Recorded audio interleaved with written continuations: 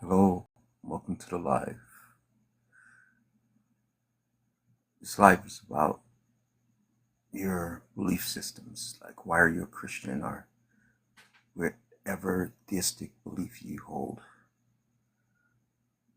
I mean, what do you use to justify your belief system? Is it just because you were born into it, or did you discover it later in your life? What reasons caused you to believe in what you believe now? Can you explain them? Can you justify them? Or can you offer them to other people and tell them why they should follow your belief system in particular? Or is it just something that you just accept without reason? If you can explain your position, I would be very much interested to know exactly what it is. So do your best to try to enlighten the viewers to why you believe what you believe. What are the best arguments you can come up with? I'm really interested in knowing. Let's see, who was this?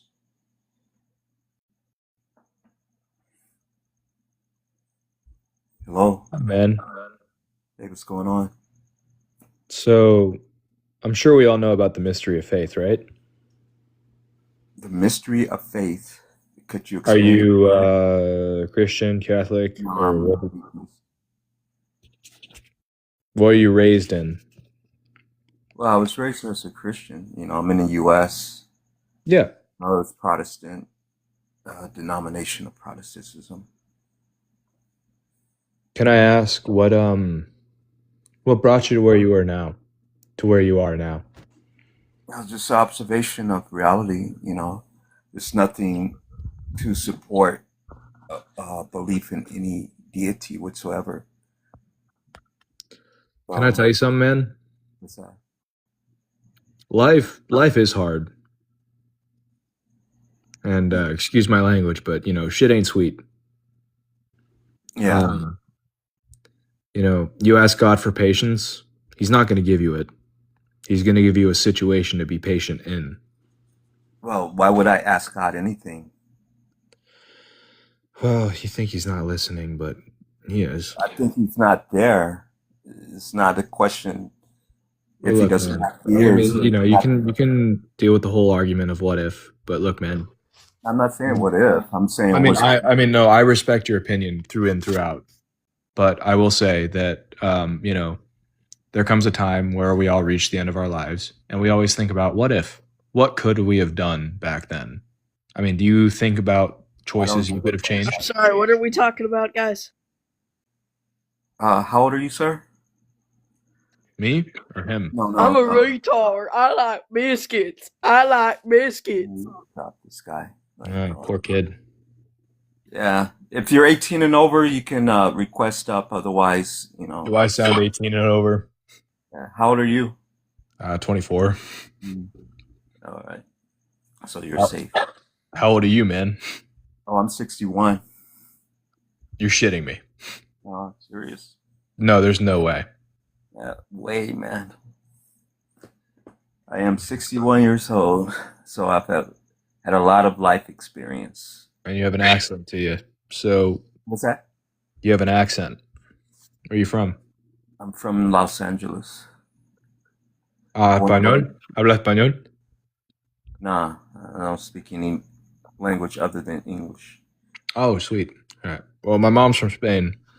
So Oh, yeah, yeah, no, but you got a West Coast accent, man. yeah, because I'm West Coast. Best Coast. Yeah. So, getting back to the subject here. Yeah. Uh, so you were asking me about what? The mystery of faith. Yeah, but what I was saying earlier is like I don't have faith in anything. I don't think it's necessary or Do you believe in desirable. yourself? Do you have faith in yourself? Well, I believe I exist, and I Well, no, try but my do you best believe in to yourself? believe in myself. What do you mean Do by you that? do you believe in yourself? Do you believe that you are What capable? that do I believe in my capabilities, or do I believe I exist? No, Those are it's listen. I mean, we can get all theological on this, but no, no. I'm just asking when you say, "Do you believe in yourself?" That's like a broad question. So you okay. got to Do you believe that you can do anything that you put your mind to? no. I I can't Why not? grow wings and fly away. It, all these things are like what they call dippities. There are words that sound profound but have no content. Do you believe in yourself? Do you think you can do anything you put your mind to? They lack specificity, and Are you a I don't. positive person? What do you think? Yeah, I mean, I accept reality for what it is, and I don't stress over things. Well, Never suffered depression. okay. I don't feel lonely when I'm alone. So I can live with myself, and I Well, can be. no. It's you're tolerating yourself. You're not. No, I'm not tolerating myself. I'm living with myself. I'm Yes, happy you're with living who is I am. same difference, man. Tolerating and No, living with no, yourself it's a are big pretty much the same thing. no. Loving yourself is a completely different thing. Do you love Tol- yourself, man? do I love myself? Yeah. Now you're getting more narcissistic. No, I'm not. This is not Dwell narcissistic. on I'm not my. talking about me. I I'm don't talking dwell about on you. myself and have to say affirmations and Is look in it mirrors. narcissistic asking you if you love yourself?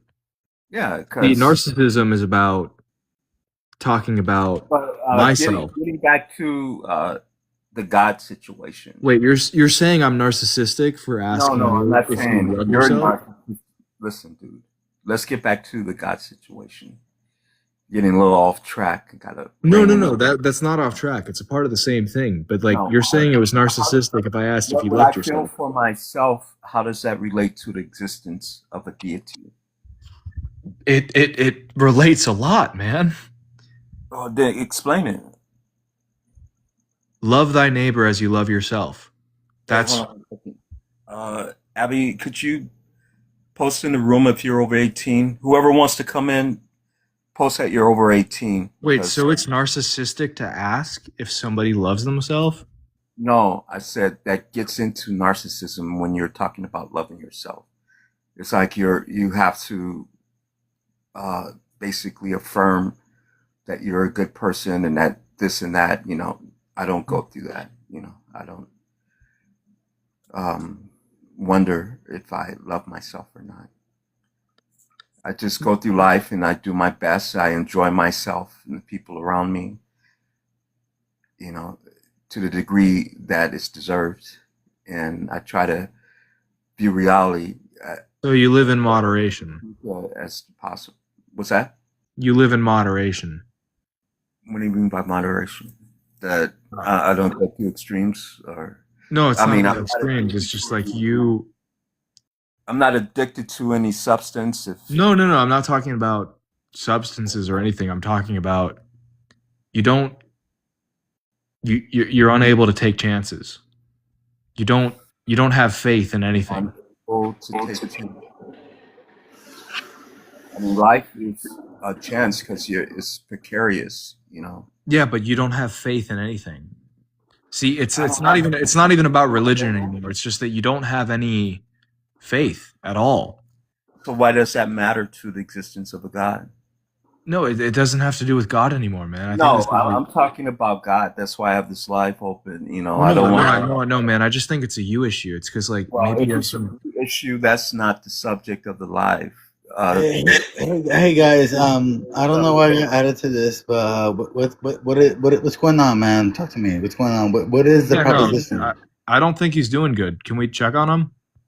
what are you talking about? The I dude. just I got brought into this. All I right. was just I'm scrolling. a, I'm a, wait. Hold on one second.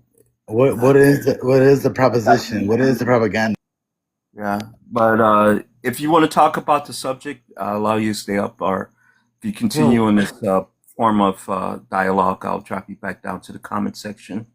because I want to talk about the existence of God and why you believe in Well, no, that I mean God. this is about your refusal of God, man.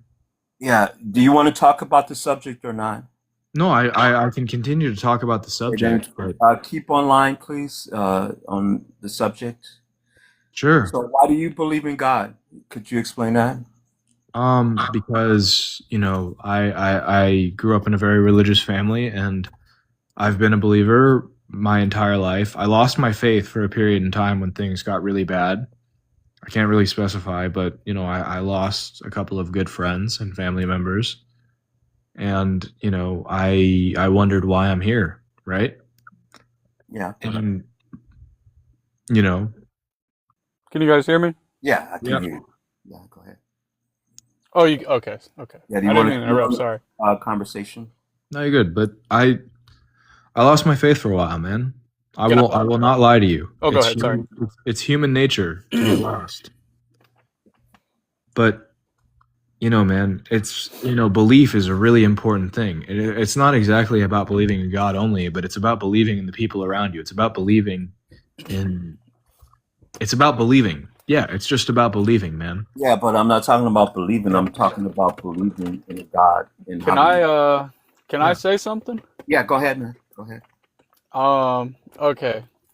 So, like a lot of people say, like things are like, made in labs or whatever, but birth really shows like life is real, because you can't just make a child, because like when a mother goes into having a child, that's made from the mother itself. So Dude, you this know is literally life that's for God. actual like it's an actual part of life. You can't just like have all this stuff made, bro. Like, I mean, how else would we be made as humans if we see the form of life right there? And Is that what you use and it's to just like, justify? Are you a Christian, by the way? I just believe in God, bro. Like, Or you believe in the? I'm not gonna lie, like I don't really follow religion or anything. I just pray every time I wake up, every meal. Like me, I haven't experienced like meeting God, but I just know like He's there, How do you know that? When you know, Well, you like, know. I've had some pretty dark times. I've had some temptations. Like recently, dude, I smoked for like 9 years, right?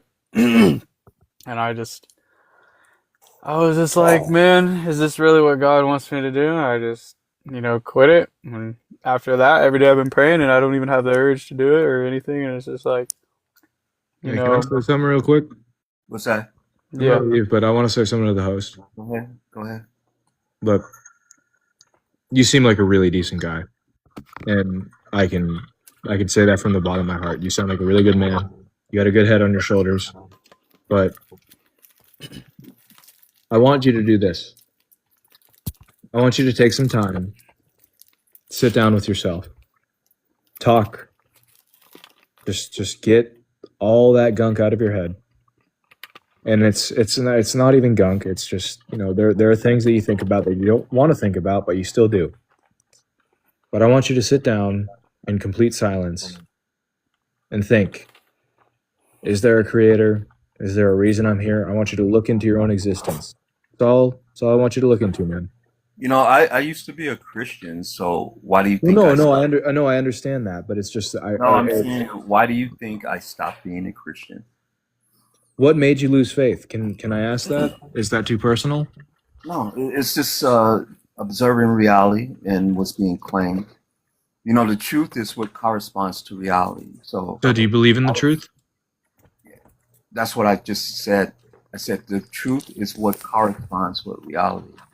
So if you make a statement, for instance, like I have a pen in my hand, and you look and you see a pen, that's a truth statement. But if you don't see a pen, that means that's not a true statement. That's a false statement. So that's as far as truth goes. You only believe in what you can see. Not so far as what I can see, but what is detectable by any means. Yeah. You don't have to see something directly, but you have to be able to detected either through its direct observation or through the effects it has on the environment. Hey, well, That's take it how as you take it as you determine. may, man. Yeah. Just That, take that's May what, I? what I'm going to say as I may, but wait, look, wait, man, hold on one second. Hold on. Go take ahead. it as you may. I love you, man. You're a good guy, but I want you to look in yourself. Hold on one second. Hold on. Someone was trying to say something. I Is that wouldn't Tracy? mind. I wouldn't mind making a Hey, bro, comment I on it, like but what you just if said you right want to there. finish your thought, No, Let's she can say what she needs to say. Go I ahead, Tracy. Go ahead. I think that it can be really tricky when we're on Earth, because when we're on Earth, God gifted us with the ability to have free will, which means we have to have the option to not choose Him. And a That's why lot I of said the people, mystery of faith. and a lot of people choose to not have Him because at the end of the day, this is how I look at it. This is kind of what I've been telling myself, kind of a visual, if you will. He's always right outside your house. He's hanging out outside your house. He's waiting for you to let him in. And a lot of people don't actually invite him in, even though he's standing right there. And it can be very tricky, especially, yes, if you don't see him, if there's not any hard evidence. Sure, I can appreciate that. But the whole purpose of our existence is to have the ability to not choose him and then to see how we do without him. And typically, when we do not have him, as he is the entity of love and the existence of love, we tend to teeter off into that pit of depression or anxiety or lust or whatever you want to call it. That could be The your good old quote seven. unquote demon, if you will. So it can be difficult because I do think that God has so many different names, but at the end of the day, I look at him as light, as the entity of positivity and love. And so it's more so inviting that type of energy into your life. Hey, Tracy, I want to ask you a question. You said Yeah. free will. What do you define free will as? I define it as having as let me think because I want to say this right. Forgive me. Go ahead. I would describe it as A gift. a gift. Yes, Wait, absolutely. no. I want to, not a gift, not what it is given to you, but describe its qualities. Is explain It's exactly. because when we're in heaven or we're in heaven, whatever you want to call it, What would have been paradise? the beyond, Hold on one the second. beyond is we don't have the option or the choice to get to experience pain or life without God. And therefore we don't actually get to create depth, because I don't know about you guys, but when I've experienced my pain and my suffering, all it did was make me a better version of myself, someone that's full of empathy, someone that You're not describing what free will is. You know, okay, I'm getting to that. All right. I'm getting to that. It's a really deep thing. So Wait, hold on. it is a deep thing, because it's like because if we didn't have free will and God was just here hanging out with all of us, yes, life would be perfect, right? But we are down here to not have such easy access. We are down here to be challenged in our faith and to have doubt planted within us because of our suffering, even though that's the whole point of being down here. So I think free will is incredibly tricky. So we have the free will to make the choices that Yeah. are right in front of us. We have the free will to choose God's Can I path real or quick? to not choose it, whether we recognize what it is or not. Yeah, Can I but say something really quick? you say free will, you have to describe what it is to. Can I just say something really quick? It's something Jack, free will. go ahead. Can you describe free will, Jack? Well, that's what I started the conversation with, is Yeah, the mystery. Go ahead, the Jack. mystery- Describe free will. the mystery of faith. But free will is a gift given from God. For I us. didn't say if it was given. I said describe what it is. You know, like if It's- I gave you a box, It's the idea Yeah. that you can make your own Boxes, choices right. that are genuinely your own, rather than every Thinking for decision being yourself. completely determined by you, biology, upbringing, or outside forces. I mean, can you make choices outside of God's will? Yes. Yes. So you can go against God's That's plan. that's the whole idea of free will. That No, people do that that's- every day. Yeah, Absolutely. but what I'm saying, so Literally free will. is it the ability to do other than what you did? But I started the conversation with No, three no, no. words: the I'm mystery trying of to faith. get answers. You know, not a not a platitudes or anything. I'm just trying to get answers. If you Questioning guys, everything the way you free do will, is free will. hold on. If you can do other than what you did, how would that work? You wouldn't know. You wouldn't know. It's not about what ifs or anything like that. It's No, about what you I'm do. trying to get an answer, Jack. Not a subterfuge, man. It's like, can you answer the question or not? Excuse me. Look, man. I said this before and I'll say it again. I want you to look into yourself. Listen, dude, I'm not asking for you to give me some kind of training. I'm asking you to answer my questions. And what's your question? If I told you what my question was, can you describe free will? Like, is it ability to do other than what you did? And how would you know you could even do that? It's a choice. Yeah. So is it just will or is it free? Because free will requires total disclosure because you have to act on information. Like if you remove the information and you take an action, is that free will or not? You'd make a good lawyer, man. Can I will say free will is you can make the choice to sin. You can make the choice to reject God and all of his beliefs. You can make the choice to be your own individual, whether that's with God or not. You can choose to go with Satan. You can choose whatever you want on this earth. There's Yo, around Jack. Yo, Jack. 45,000 Jack. denominations Fuck. of Christianity. So why are there so many versions of the same thing if it is like based on the truth and not just someone's imagination? I kind of feel like, in life, it's all our decision, but there is two things. Like, either way, in your life, believe in God, if you don't believe it, God's still going to be there. There's still going to be a devil. But God will watch what you do, even if you don't follow him. But that doesn't necessarily mean that you're following But the that's devil, your belief I have too. a question. I have a Go question. ahead. Yeah. I goon every day, 3 times a day. The God will see it or no? Yeah, man, he mean, sees yes. that.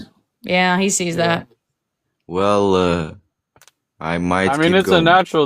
it's a natural thing, bro. Like, Well, actually, I kind of believe when you're sinning, that actually is God is not in the presence. That's why it's difficult because you don't want to. That's why you want to minimize when you sin because when you do sin, that's when God walks away. That's when God is like, hey, I can't be in your vessel because we're supposed to have the Holy Spirit within our bodies, and He cannot be in a vessel that is unclean like that. So it sucks. Wait, hold on one second. Oh. Wouldn't that go against his omniscience? And All omniscience? right. I will. If he's walking away, that means he's not aware of what's going on. Well, he's not I walking don't away. think- He's just outside of you. If you No, want to no, no. invite him into your heart and into your body and have him live through you, because we're a vessel living through you, then- that- He actually sees it though, as every No, sin. Like, I know I can appreciate that. Yeah, when you have sex with someone, he's still like no weird He stuff, but he knows. still sees that. Yeah, it's He's the same watching. way. Like if you were to do that, yeah. So, isn't that a little voyeur, like a voyeur or something? Like he's watching it. He watches everything. He's watching when you, like right now, he's watching us talk about this, and he's probably Yeah, that's like, what I'm saying. Like, I mean, he doesn't feel disrespected. He's probably sometimes concerned, sometimes he interferes and sometimes he doesn't. yeah. Because he's always said to be, oh, God protected me on this occasion, but yet people are being unalived and raped and everything like that. Children are being tortured, but all these are in his presence, and occasionally he'll decide to intervene for whatever reason he determines.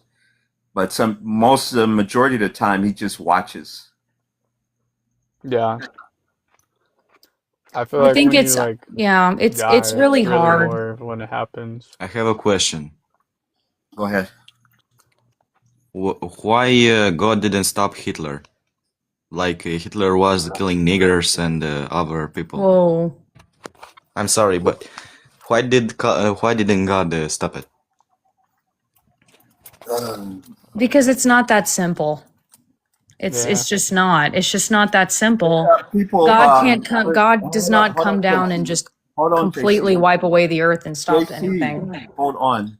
To the room, if you want to come up and speak, use TikTok language. Watch what you say. Don't disparage any group, and be respectful Yeah. to each other. Yeah, Yeah, that was Otherwise, crazy. it would just that drop. was crazy. Yeah. So go ahead. Oh, Whoever wants to speak.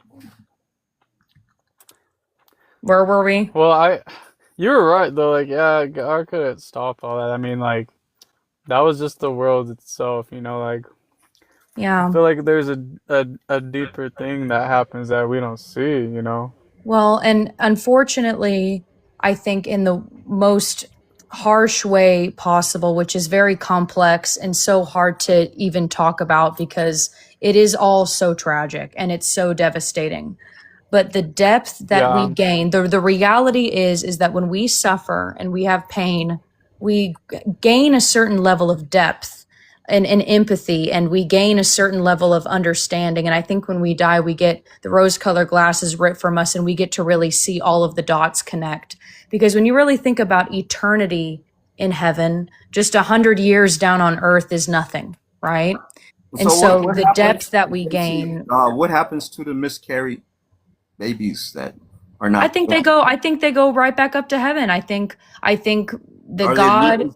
Do they stay there or do they get redistributed?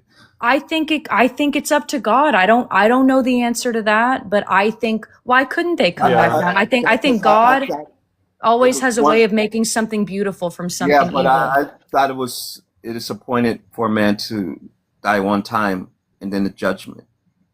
So wouldn't that count as a death? Even Well, if but the soul was never born, it never got to live its life. So so it took, what's the minimum time required? Like I couldn't, is it I, that's a God question. That's it- that's a little bit beyond me. I don't know. I don't know the answer to Enough that. to I don't think breathe, anybody enough to does. breathe in reality. I feel like. it sounds kind of arbitrary and make believe. You know, you can see why a non-believer would think that's all nonsense, right?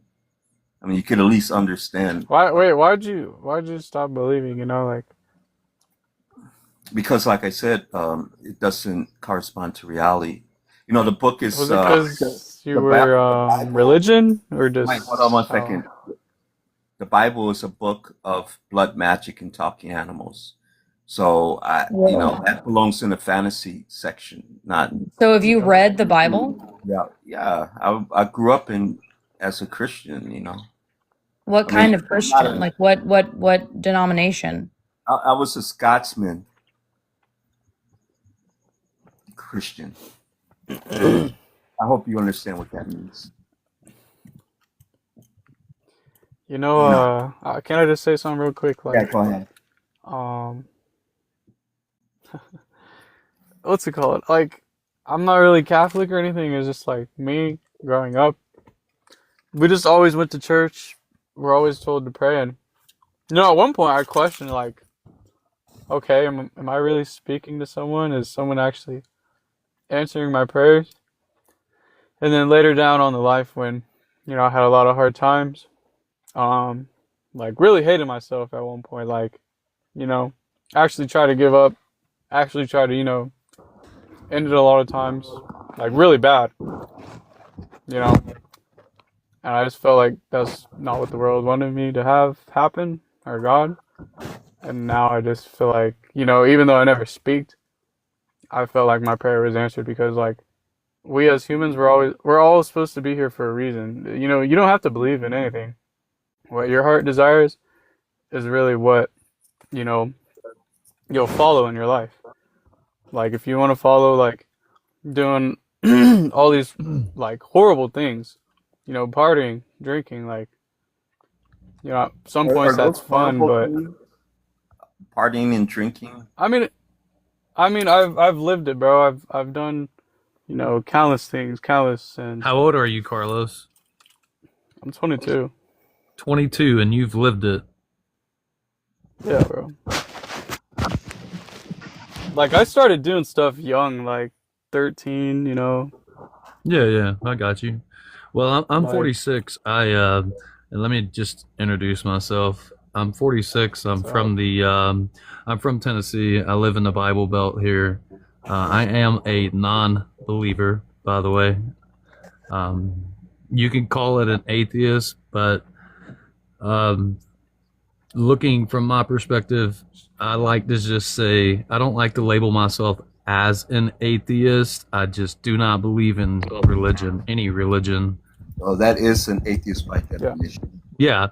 Well, if you wanna have a word for it, just like God, I mean, Like any, there's many have there's many words. different You know, words because are I'm an just words. atheist myself, I don't run from the title, because the thing is like theism doesn't have any support in reality. Like if you believe in a all-powerful deity that's controlling everything, I mean, the logistics of it just doesn't add up to begin with. No, not at all.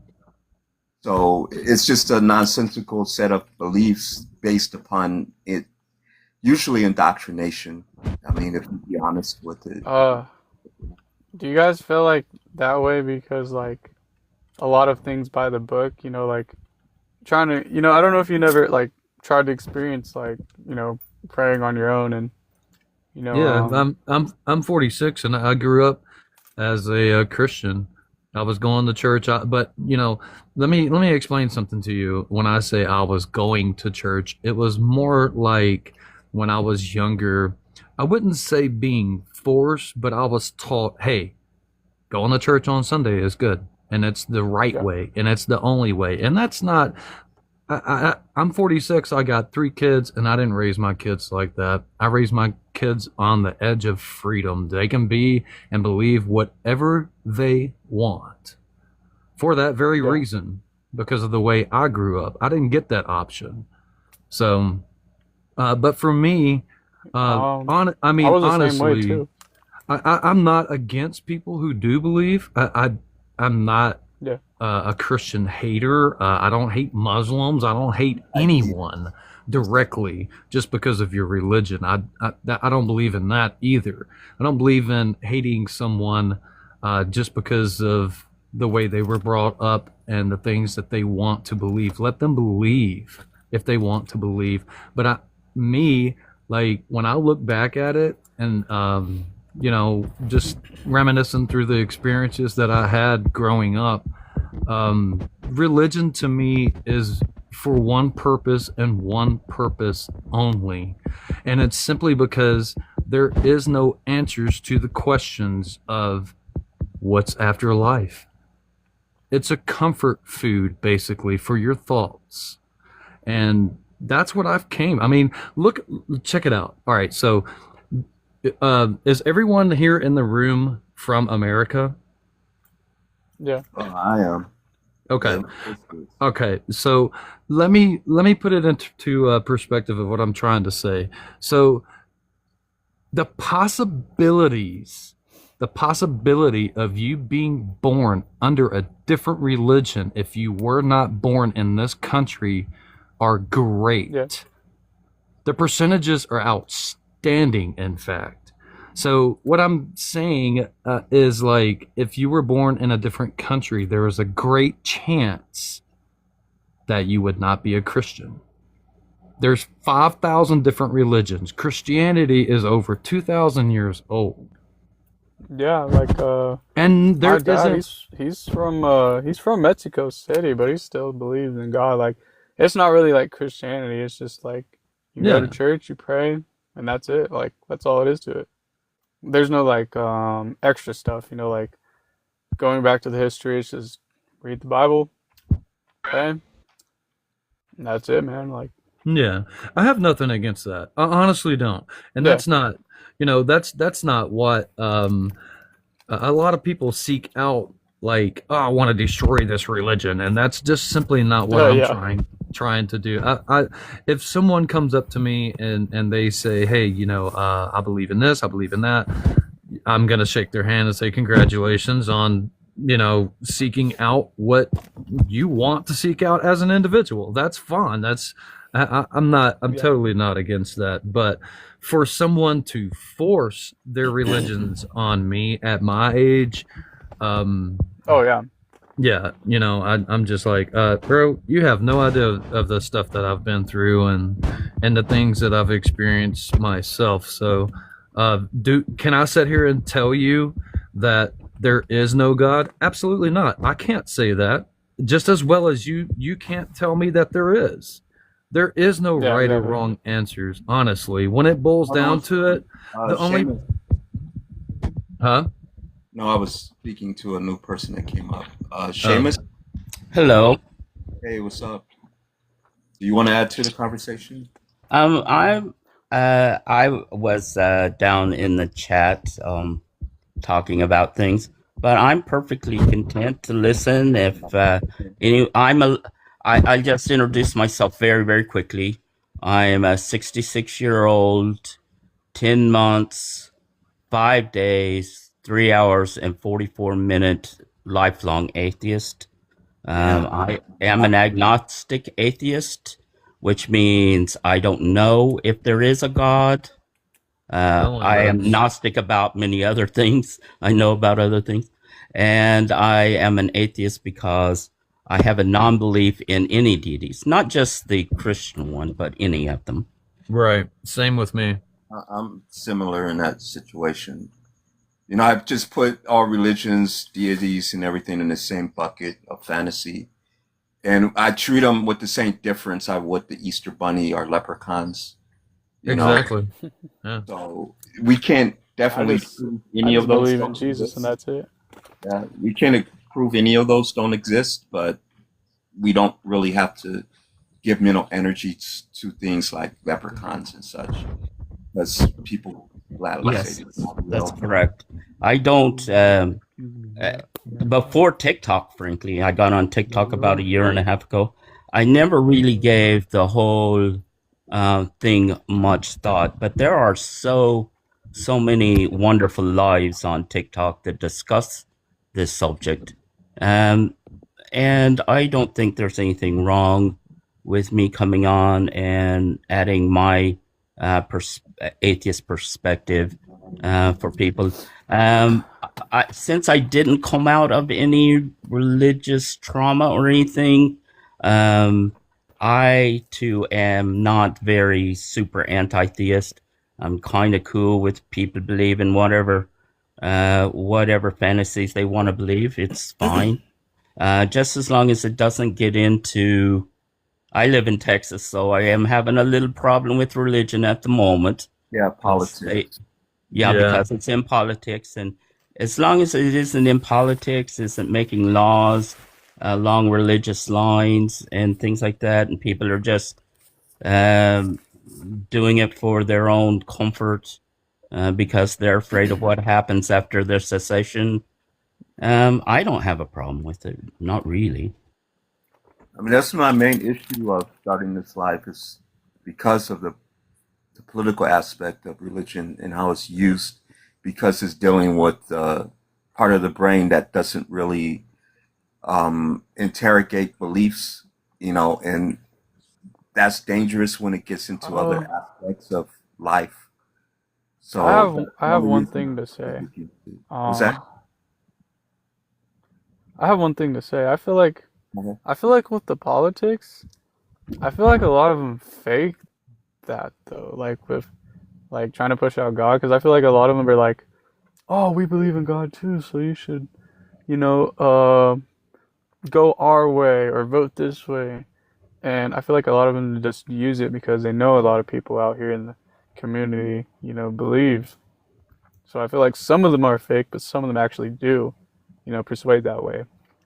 That's just my perspective, though. Yeah, My perspective on politics is, and not to get on the subject because I know that that's not what this live is about, but just a quick summary is I've I'm 46 years old, and I have never been registered to vote, and I never will. So I don't swing Hey, me left neither. or right No. because I don't believe in that shit either. Excuse my language. Yeah, I mean, like Yeah, I it's said, pointless. as It's long really as pointless. religion is kept as a personal thing, that's up to the individual. But when it creeps into your decision making process, that's when it becomes dangerous. You just have to look at history to know that it's a reality of the situation. Is there anyone here from overseas, like in Ireland, or I was born in Ireland, you and were born in Ireland? Okay, yes, great. and That's awesome. we came to those states when I was 16 years old, Yeah. and I became a United States citizen in 1984, 4 years into my 6-year hitch in the United States Navy. Oh, nice, bro. Nice.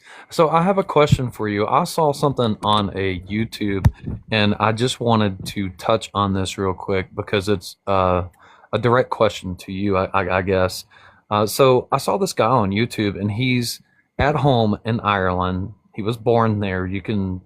I can't remember the guy's name, but anyways, he's at home and he's showing his community and whatnot, and then he flies to America, to the States, and he lives here now, and he's shooting a video. And this guy, when he's shooting his video, he's just it seems to be like he's just hiking, like on hiking trails and stuff. And he comes up to this church in America, and he goes to walk in, but the doors are locked. And he turns back to the camera and he was like, "Why do Americans keep their doors locked? Their church doors locked. This is supposed to be a house of God." So that's another thing, and I understand the vandalism and whatnot, but is it true that over in Ireland that the churches there keep their doors unlocked? Yes, they are Wow. open 24/7. You can go in and pray at any time. Mass is held. It's mostly a Catholic country. 94% of the people Right. are Catholic, but even the Protestant churches, the few Protestant churches, don't lock their doors. No. I mean, Oh. the fact of the matter is that if they kept doors open here, they would be filled with homeless people, and Right. Yeah. that speaks to our I feel like society. it's probably better over there in Ireland. Like no one's not great. Like there's crazy people here in America, man. Oh yeah, no Like doubt. if you leave the doors open here at a church, dude, they're gonna start making a fire in there. They're gonna have like a whole Well, I mean, hobo that party, just goes back. For me, that just goes back and answers all the questions that you have within faith. Because if you have that much faith in God, that is the house of God, and it's built on faith, so they say. So, Yeah. I mean, Wait, are you talking about like during the day or I'm talking about at any given point when if you're Mm. if you're it, if you're a member of that society and you're going, if you're a believer or whatever, why wouldn't you be able to walk into the house of God, supposedly? If it's built on faith, that means that God is not going to allow that church to be vandalized, Yeah. What was that right? noise? It was a guest. You got to turn off your background music or sounds. Yeah, go ahead. Oh, yeah, I don't know. That is a good question, but I mean, I don't know. I I understand never it. thought about it like Yeah, I understand that, you can't, that's that. the same thing as me saying, hey, you know what, I keep my house doors unlocked and anyone's welcome. You know. You obviously can't do that in America. You can't do that anywhere because people are going to take advantage of it, vandalize and steal and whatnot. I mean, But, the main thing they'll do is try to keep out the cold. Come in with a sleeping bag. That's the main worry. right, Is you don't want it overran by people in need. Yeah. right. Well, the one thing that really like upsets me as an individual is so I had an uncle that was in Vietnam. He's a Vietnam veteran, whatever. But The one thing that upsets me is I live in a very small town here in Tennessee, and to get to the next county, it's about a 30-minute drive. And from here to there, and I'm not exaggerating, from here to there, and within that 30-minute drive one way, there's probably about 16 different churches. Some of them of which are, you know, it almost looks like a couple of them have been abandoned. But I don't understand. You go down here to Nashville, Tennessee, and you see some of these Vietnam veterans that are homeless and they're in wheelchairs sitting on the corner begging for $1 with one leg. Those guys are homeless. Why?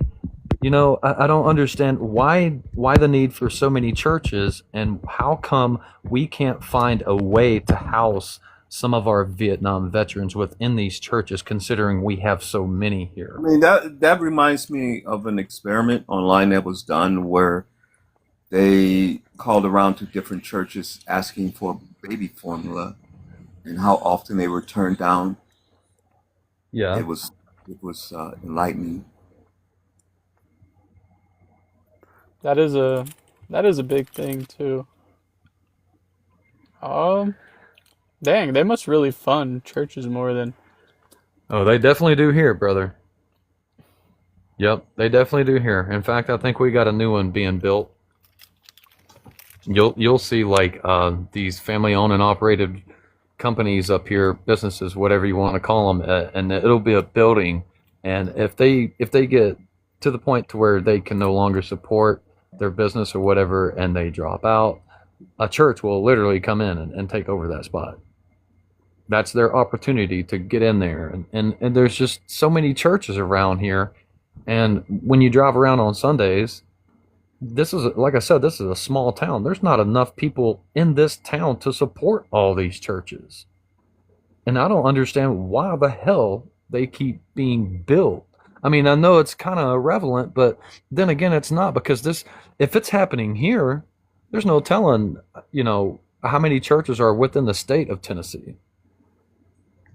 Hey, Joey. Maybe some are like, maybe some are like for different races. Like maybe some are for like, you know, people I know English. Some that are for Hispanics. You know, What are we talking maybe about? Muslim churches. We're talking about religion in general and your faith and why you believe it. I think Kira has something Can you convince me they would like to say. to take on your theism? Go ahead. Okay, what I want to say is, of course, like, I'm going to introduce myself. So I am Muslim myself. Your mic Yeah, is very muffled. low. We can't hear you. I can't Yeah, hear you. yeah, it's a little quiet. Yeah. Now, can you hear me? Kira, you need Can you hear to. me? Still very Can't low. hear you, Kira. Oh, Yeah. Maybe like a microphone or something. my mic. Yeah, I don't know what you're speaking on, Oh, but I think it's my phone. So Sounds like you're under the sheets or something. wrong. I don't know. let me drop you down and try to bring you back up, man. Maybe you can adjust your. I think it might be his internet connection, maybe. No, it's definitely It's his showing phone up or weak something. on my end. It's showing that it's weak. It Yeah, just me sounds too. like. That's what it sounds like. Can you adjust it, Kira?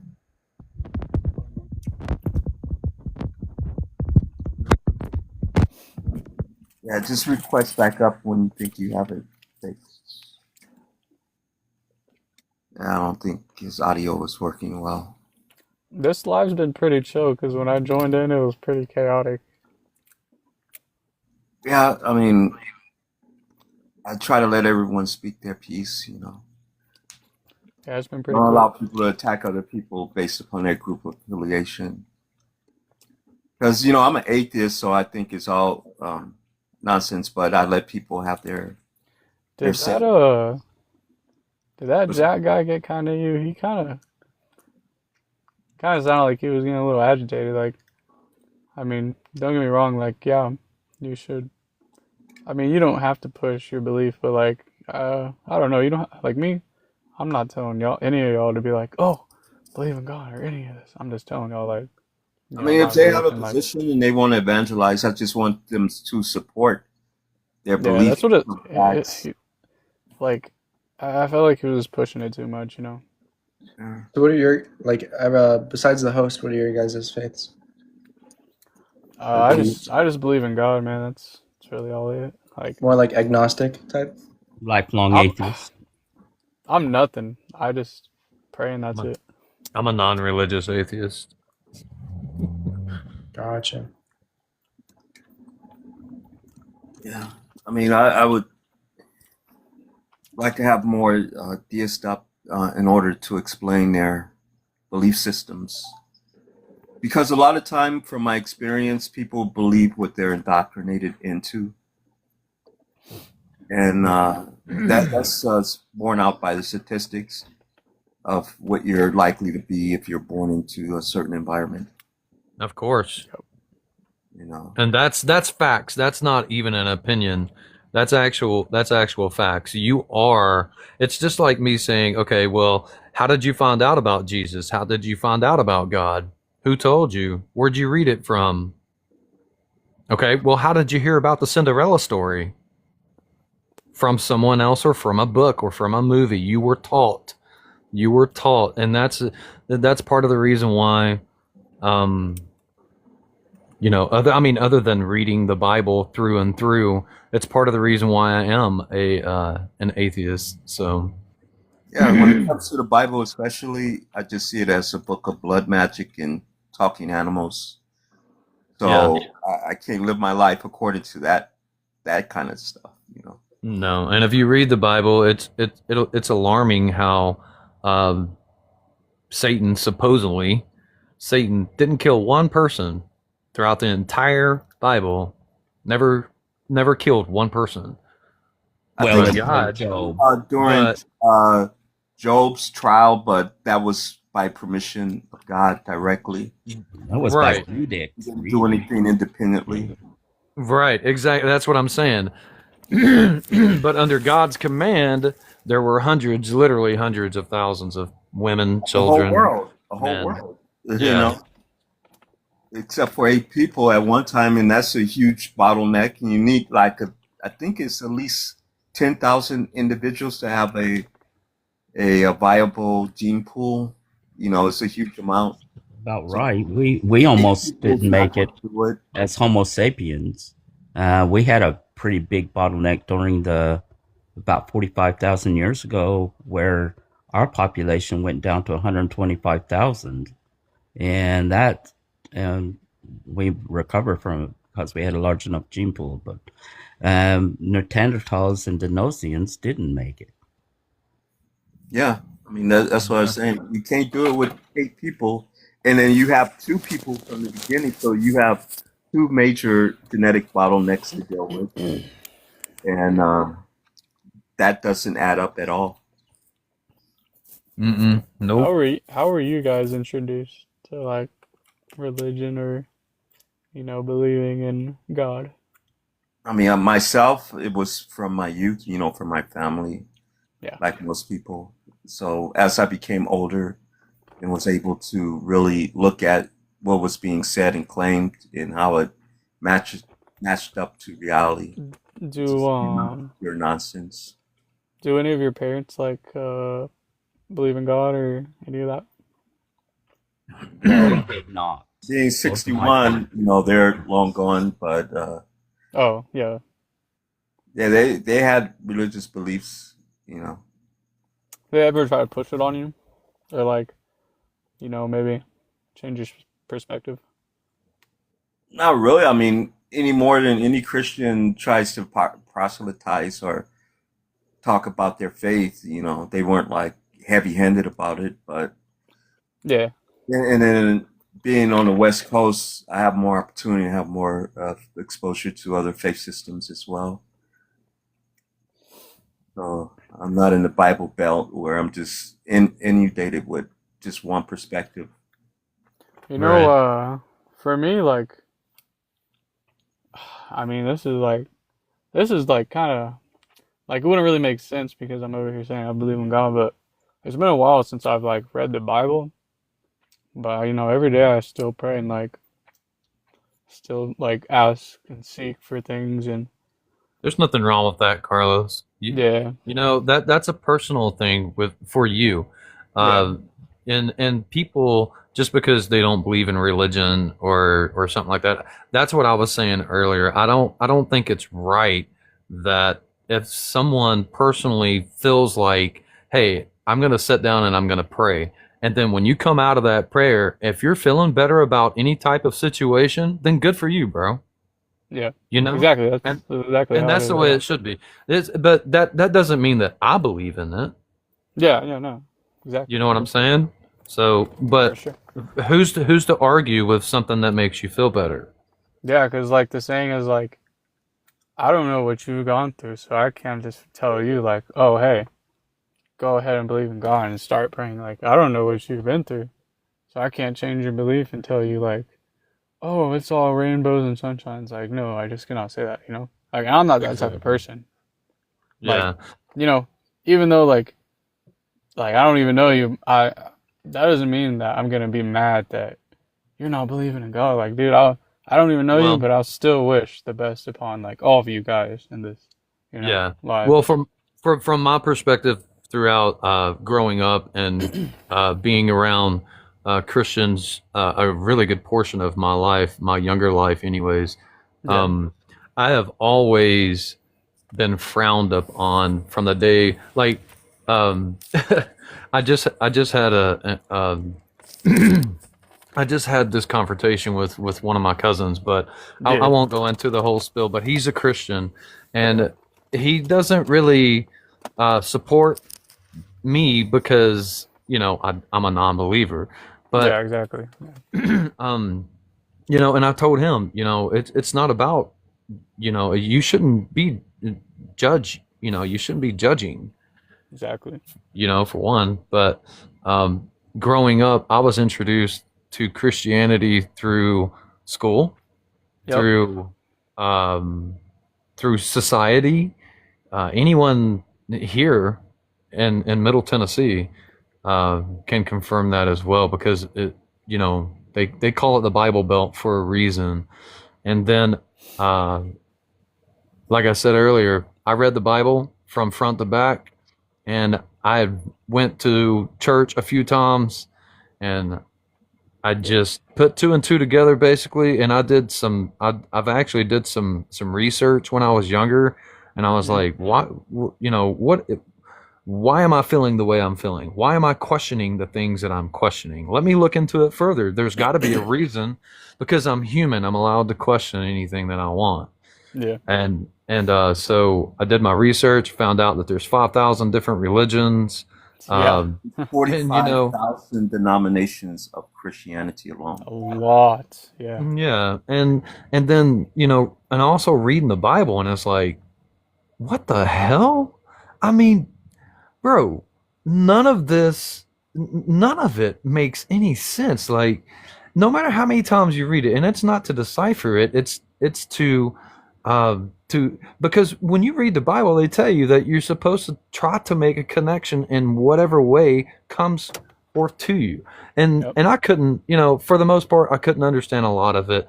But talking snakes, Donkeys, Balaam's I donkey. mean, yeah, dude, I could just keep going on and on. My mother believed in Jesus. And let me explain something to you. When I say that, my mother believed that there was a man of, whether his name is Jesus or not, let's just say Jesus. My mother believed that there was a man called Jesus.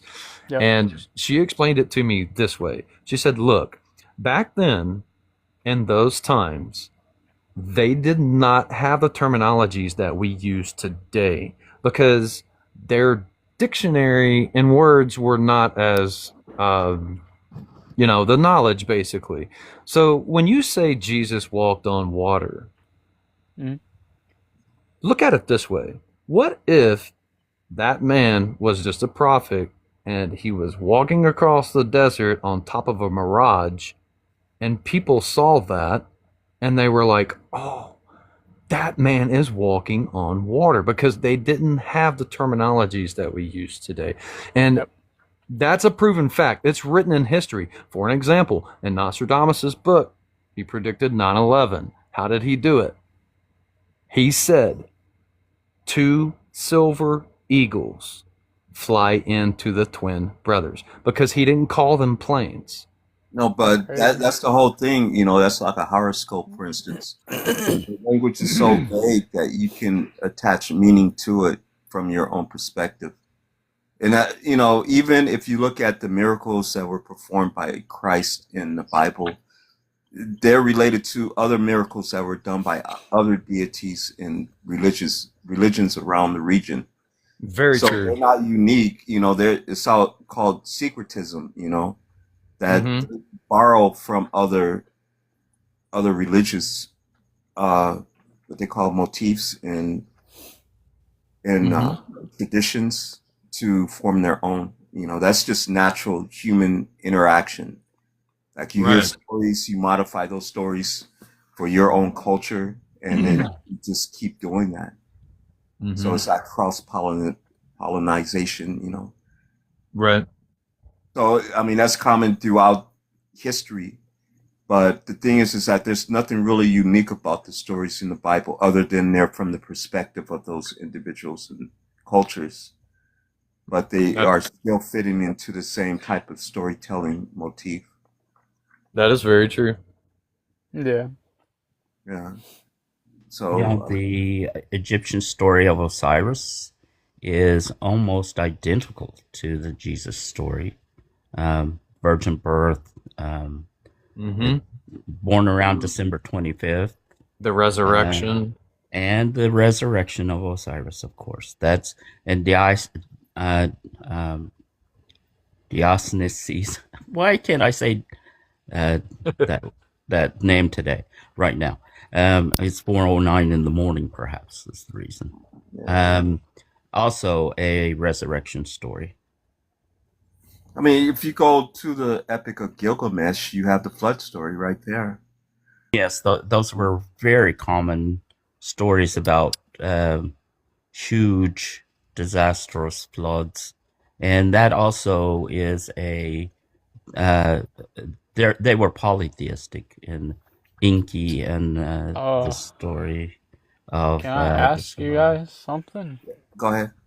I was gonna ask, like, you know, did you guys like ever have any experience, like, not seeing God, but like, you know, have something happen where you're like, okay, wait, maybe there is something that's watching me. Maybe there's some, or like even a prayer, like maybe, you know, one time you prayed and like you were like, okay, well, why did this happen? You know, the next time, because like for me, there was a lot of times where I doubted, and then I prayed, and then like later on, like I mean, that's the case of counting the hits and ignoring the misses. You know, like that's a common psychological effect. Is that you notice things that are related yeah, to you, but you ignore things that aren't. You know, so if something positive happens, mm, then it'll have a more profound effect on you than if you can pray 1,000 times and they're never answered. You just ignore them. dude, You know. like another saying, sorry, I didn't mean to interrupt, but I was saying how I smoked for like 9 years, and I mean, it wasn't just like, you know, cigarettes. It was the, you know, the devil's lettuce, dude, like for Yeah. 9 years straight, and I could never stop, like never stop. It was getting to the point where I didn't even enjoy it, because like I was like, there's something I'm supposed to be doing, Yeah, I mean, and you know, I just smoking asked heavily, myself, you know, I just asked smoking myself, heavily stop. will have a very negative effect on you. So you're motivated to stop because Yeah, you're getting a lot of damage done to you. So at some point, you know, you're going to want to get off of it. yeah. I mean, I tried to stop like 10 times, man. Yeah, but one time it stuck, right?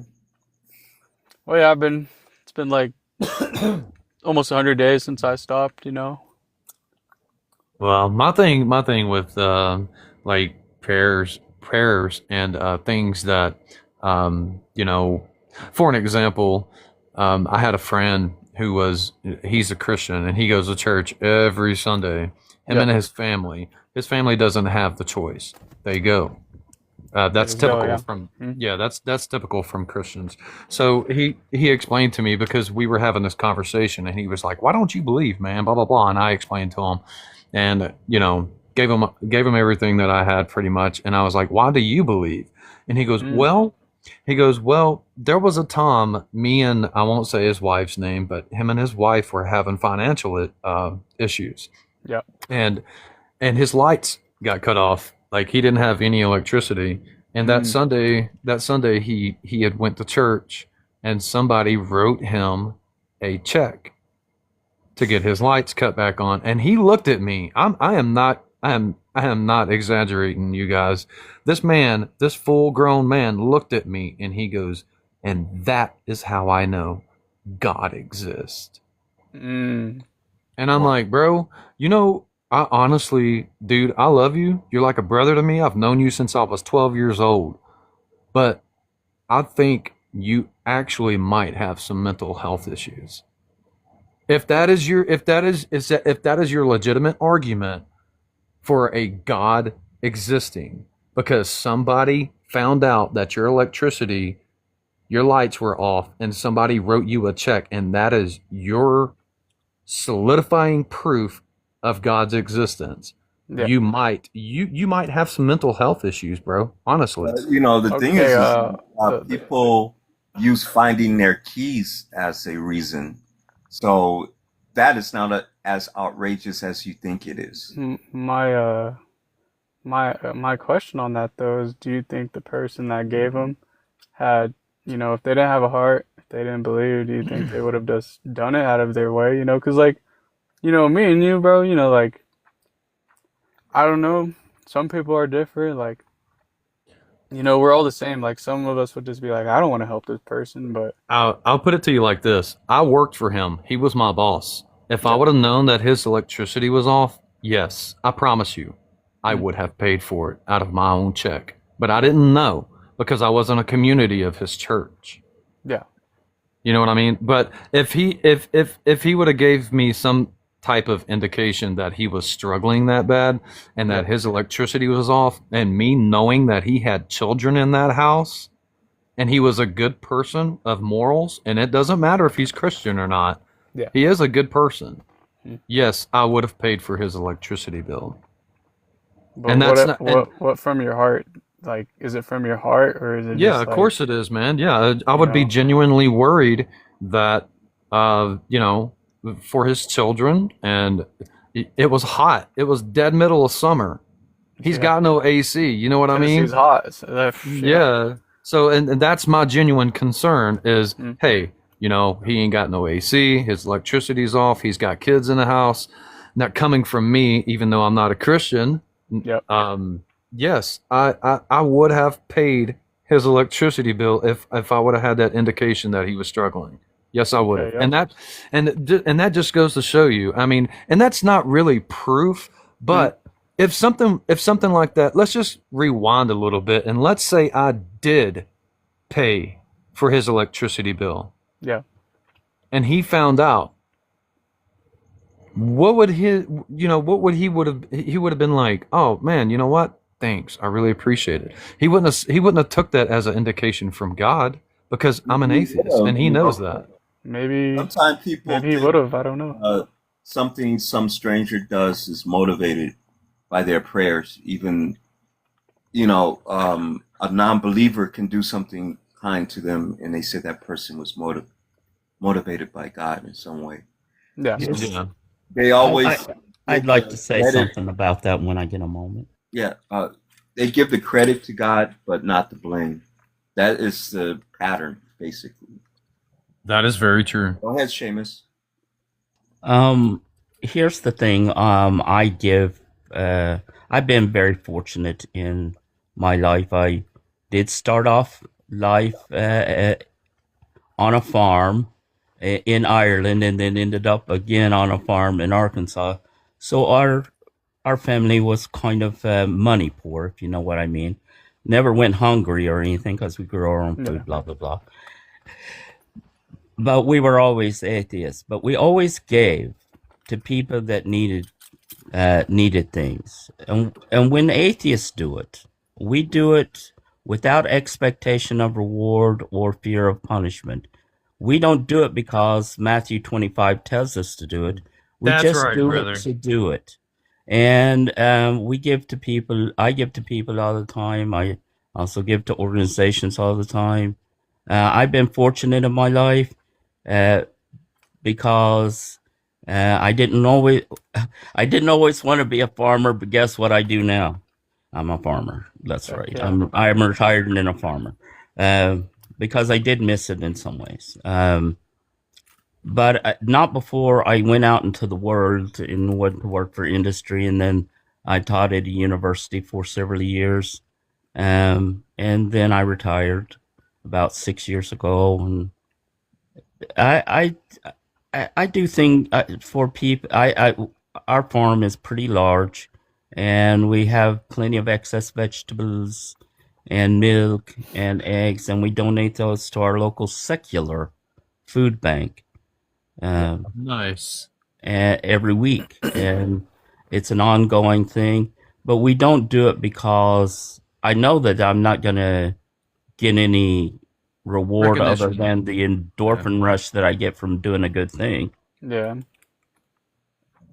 But do you think it's just your intent, or do you think it's like your heart and what you follow with? I You know? think that human beings can be excellent, and most of them are, without the need any longer for a deity of some kind making them be that way. I Yeah. think we can take a look at ourselves as human beings, and we can say to ourselves, when someone What's is up, in guys? need, we can help them out. And I we think don't need a deity and a promise of an extension of an afterlife somewhere, or the threat of eternal punishment to be good people. I That's mean, me. it sounds like you just Yep. like have a good soul, you know, like even though you know you might not believe in things, your soul But, truly sounds like it's good, you know. Raphael, What's up? hey, you want to add to the conversation? I was just listening to the conversation. I think someone invited me up. Yeah, I did. Did you want to add something? I kind of came in like while you guys were halfway through your conversation. I don't know what to add in. I didn't even know what this conversation's about. It sounded good though. Yeah, it's just about. Are you a Christian, for instance, or any other theistic religion? I'm a Catholic, so pretty much the same thing, man. Yeah. So, how do you? How did you come to your religious faith? You know, I was just kind of born into it. Yeah, that's typical. You know. Yep. So, are you religious practicing, or it's just tradition? I mean, I believe you can have a relationship with God without going to church. You know Yeah. what I'm saying? And that's kind of how I connect with Him. Yeah, same I as don't, me too, bro. I don't necessarily go to church, but I still have a relationship with Him. You know what I'm saying? I'm the same way, yep. Yep. Yeah, I don't. That's what I was telling these guys. Like, I was telling them like how I haven't really read the Bible or you know anything in a while, but I still you know try to pray, try to like you know have good things in my mind, you know. 100%. morals. 100%. Yeah. You know? Well, I thought I was kind of alone on this because like you know everyone they always like go to church, pray on the Bible, and I don't know. I kind of struggle with that. I Yeah. still try to pray, you know, bro, like every meal, every time, You know, every thought. I believe I should be able to connect with God anywhere. I don't have to do it through a church. But Yeah, exactly. Yeah. you know what I'm saying? I feel I like it's the think this is presence when you're becoming more there. prevalent. People Yeah. are still believing in God, but not necessarily doing so in a organized fashion or in a church. No, I believe it's a really great place, you know, for community to come together, but you know, sometimes people just can't attend every Sunday. You know, I like you can't show up every Sunday, and I don't see it as a way to connect with them. You know, I don't see it as a requirement to be able to connect with them. I should be able to connect with Jesus anywhere. Yeah. Yeah, he's supposedly watching you everywhere, so I guess. Yeah. So that's kind of my thing. That's kind of where I stand with that. There's nothing wrong with that, man. That's You kind of the know, same way as me. Yeah. Yeah, 100%. it goes back to what I was saying earlier. We're all different people, and the sooner that we accept that, the sooner that we can invite comfort into our lives, and just let people be people, man. It's I see all the time on here on TikTok where people are arguing, and Yeah. it's just like this huge commotion over whether God exists. None of us have the answer. None of it. Science don't have the answer. You don't have the answer just because you're a believer, and I don't have the answer just because I'm atheist. Dude, And they be that's going at it though. Like they be full yeah. on screaming. I'm like, oh my gosh. Like I haven't seen any of this in this life already. Like it's been Yeah. organized, It can be a very emotional subject for people. I think that's what it is. A lot of emotions. For sure. Yeah. Yeah. Yeah, I try to keep things respectful. Even though I have my own belief, and I don't find anything about theism convincing in the least. Yo, But Yeah. yeah, it's going. what's up, It's gang? it's not about convincing. It's not supposed to convince you. That's Yeah. true. It is supposed to convince you. No, Isn't that it's the not. point of evangelism? You can only convince yourself. That's a decision that you make. Yeah, but Yep. that's not how it's supposed to work. You're supposed to have an argument or an evidence to support or defend your position. Unless you just don't You can care. give a reason. You can give a reason for it, but when it comes down to reasoning, there's things that they don't even understand and they still accept it. They're still convinced and they don't understand everything. Is that a good strategy for operating in life? Mm-hmm. To accept I things believe without so. I understanding believe it? so because when we wake up every day, we face things that we don't know. We face the unknown every day, and we accept that. Yeah, but don't you try Yeah. to learn? Isn't that what the progress that we have achieved in our society came from asking questions and learning or getting close to reality as possible? And then There are how there are some things in life that you can only learn from once you accept it as the truth. I mean, you can say you don't know, but to accept it is to say that I'm accepted anyway. That's a big difference. To Say say that you again. don't know everything, but Can you you say that should. again? I said you can say that you don't know something, but then you're not justified in accepting it as is The without. justification is only your decision. It has nothing to do with if it's something you like outside of you. It's all about you. Yeah, I mean, then you're just accepting. Would you accept Harry Potter as being reality if you didn't know it was a fictional book, and I brought it to you and I said this is how the world really behaves? That there's magic and all this other stuff. And then Harry Potter is a reality. It's a book that's written. Look, it's a book that's written in reality. So it's a part of reality. no, It's no, no, fiction, no, no. but That's it's not. also a part of reality. I'm saying that it is what the story is things that actually occurred. That's the difference between. That depends on what you think occurrence is, because there's things that we don't see that occur, but So just because you're unaware of it, that doesn't mean it doesn't exist. Do you believe that Harry Potter actually occurred in what was that school of magic? I'll tell you this. He's American, so he I'll tell you this. probably would believe in Elven Morning. The only reason you can read the book and It's called comprehend it, Hogwarts. Hogwarts. the only reason you can read the book and comprehend it is because it speaks about things that exist. It speaks about schools. It speaks about emotions. It speaks about no. So are you putting manipulation. Harry Potter and the Bible on the same level? You're trying to do that. I'm not doing that. That's No, I'm asking something you you. doing. I would You're, That's a question. happily do that. Yes, I yeah, I don't. would because put I any don't. Bible and the Quran, the Vedas in the same fictional category as Harry Potter. Yes. I mean, Have I you consider heard? the Have Bible you as a. heard? Hey, hold on 1 second. I consider the Bible a book of blood magic and talking animals. So in that respect, it is in that section. What qualifies as blood magic?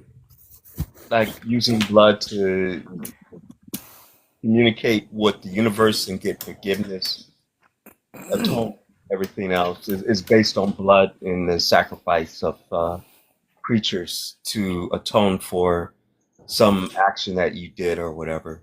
I And think. it's, I think the with your talking animals definition, are, wait, hold on. The talking animals are like the serpent and Balaam's donkey and so forth, you know.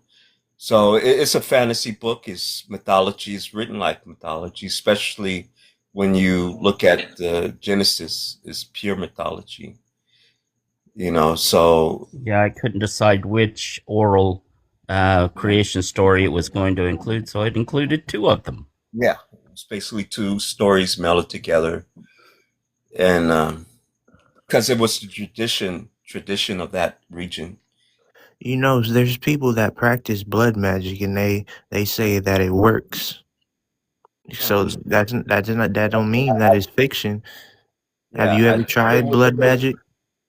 I would say that it works in their mind because they practice it, but that doesn't correspond with reality. If it works in their mind and they Yeah, see but it's something no. come into reality, into their reality, how are you gonna say that's a work of fiction?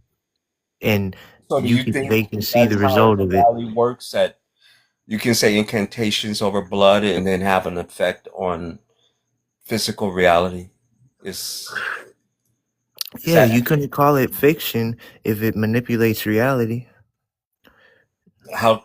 What mechanism does it use to I've manipulate? never actually seen that Look, happen. What it actually uses happens is that people will come up with an idea. They will do their invocations or their spell casting, and then they will take subtle actions in order to make that come about. It's really all just the same, human driven, making things happen. It doesn't actually happen spontaneously. It always takes time, and it's usually done either consciously or subconsciously through human action. even when they're chanting their incantations, they're using reality to manipulate reality. They're using words that exist. They're using Yes, intentions it's that just exist. So how can you call it a sure, work of people do fiction? that, but it doesn't make it actually make things happen. Magic doesn't exist. This It's is not about something that's real. this And is about like I said, fiction. they have a psychological attachment to a particular idea, and then they will take particular actions in order to make things come to pass. That's always what's happened. No one has ever proven or ever shown anything supernatural to exist. I want you to understand what fiction is. Fiction is a hidden Young reality. It's a man, I hidden am quite reality. clear about what fiction and nonfiction is. Fiction doesn't mean I taught it's literature at a non-existent. university for many years. I Okay. think I'm quite clear about what's the difference between nonfiction and fiction Okay, and what then you elements should make up understand. those things. So I don't think you really have the wherewithal to explain to me the difference between what fiction is and what fiction isn't. I think Okay. you're off on some I'm kind of I'm tangent I'm that you are sharing. trying I'm to sharing. convince I'm not me that the explaining to you. supernatural exists. I'm It not doesn't. explaining to you. I'm sharing my perspective. This is my perspective. Moto, what is your religious belief? I'm a Or Christian. so what you're saying is that standard Christianity or some hybrid of This is standard. They so they Christian teach they believes teach that us Which about brand? Did you say you were Catholic? Were you the one that which said they brand? were Catholic? Non-denominational. non-denominational? Do you attend a particular type of church, Pentecostal leaning, Baptist leaning, or do you just not attend church at all? I'm not convinced that God dwells inside of a building. I'm convinced he dwells inside of me, and I am Oh, his. so you're not a church attender. Got that. All I am right. a church So, attender, but I don't okay. So attend what kind buildings. of church do you attend? I don't go to buildings to worship my God. I believe that my God is a living God who Oh, exists so inside you of do me. not go to a church. Your religion is specific to you, and that you don't have any particular pastoral guidance in your belief system. Is that what I'm hearing? You're hearing wrong. I go to church every day. Church is an No, assembly of. I understand that you don't go to a building. He's I'm speaking in asking you, do you metaphors. have a pastor? Do you have I'm someone? answering you. I'm answering you, No, and you're cutting me I'm off. going to let you answer.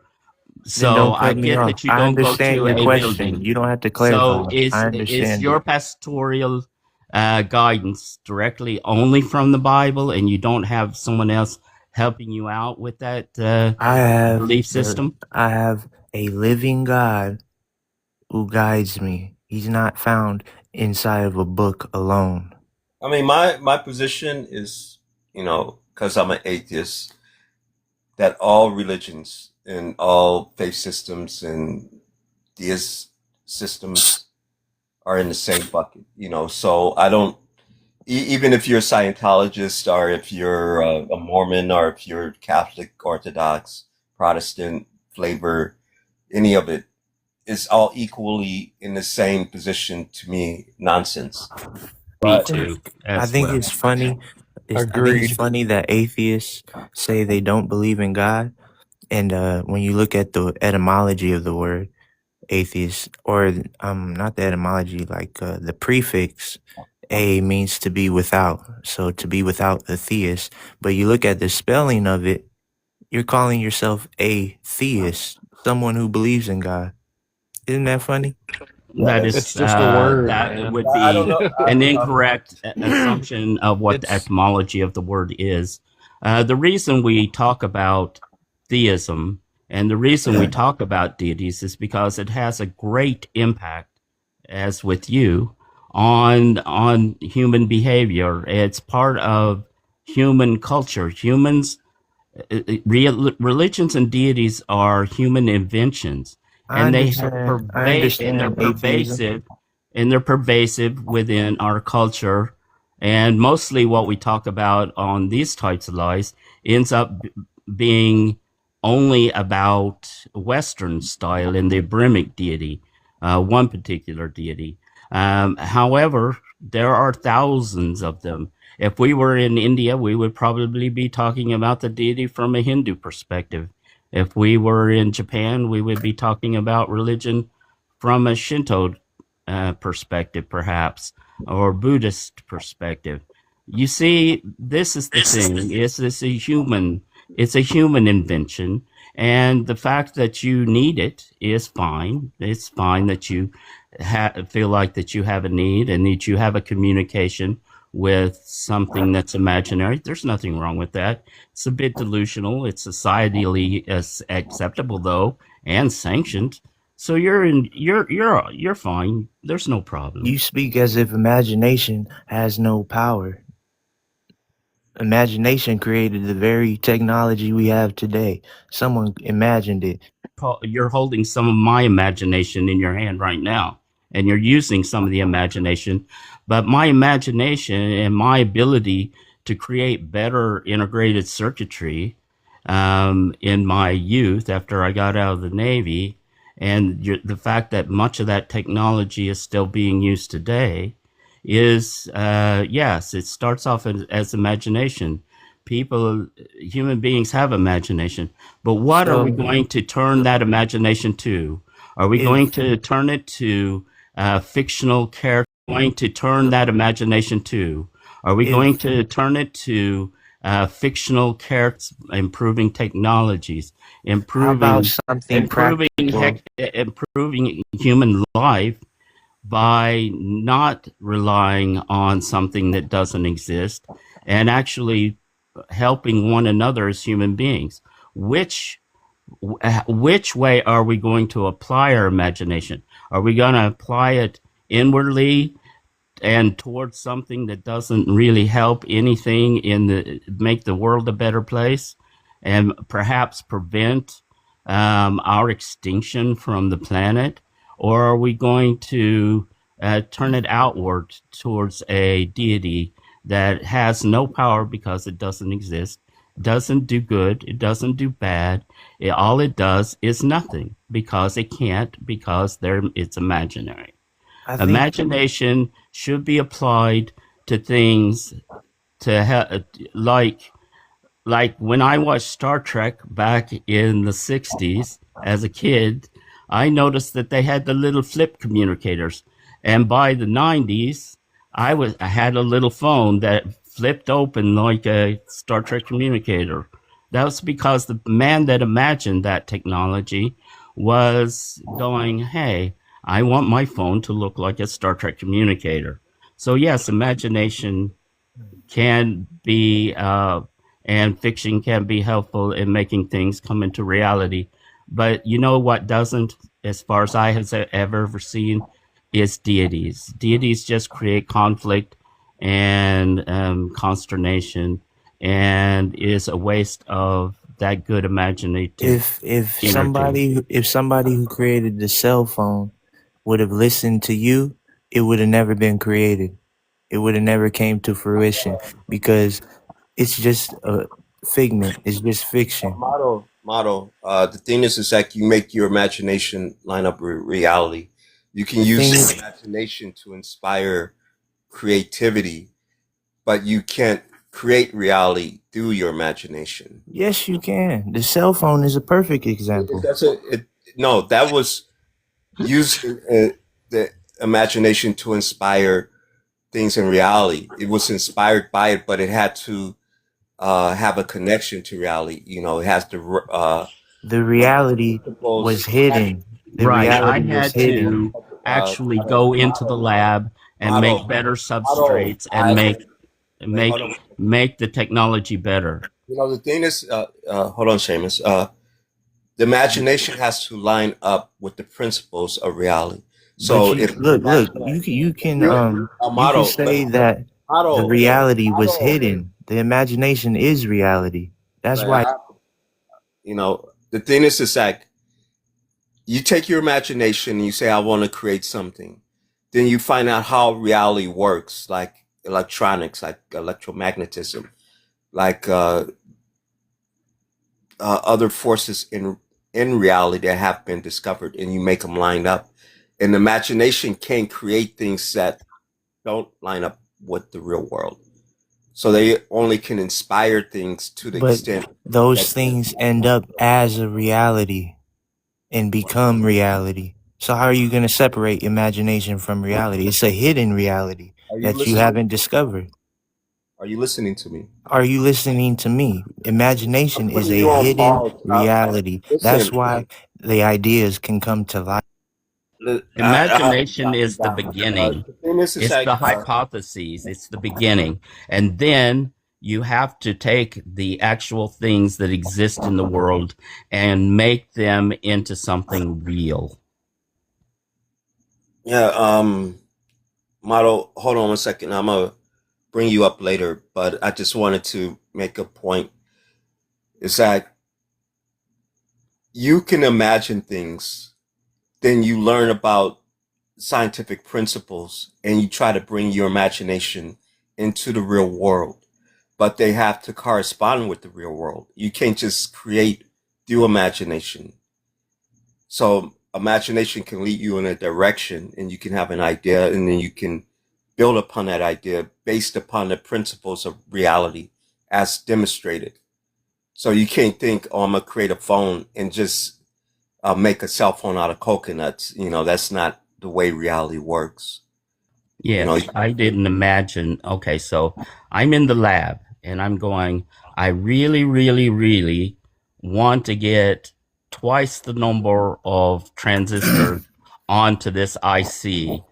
I can't just sit there in my clean suit and go close my eyes and imagine twice as many transistors on this IC and it's there. No, I have to actually build it.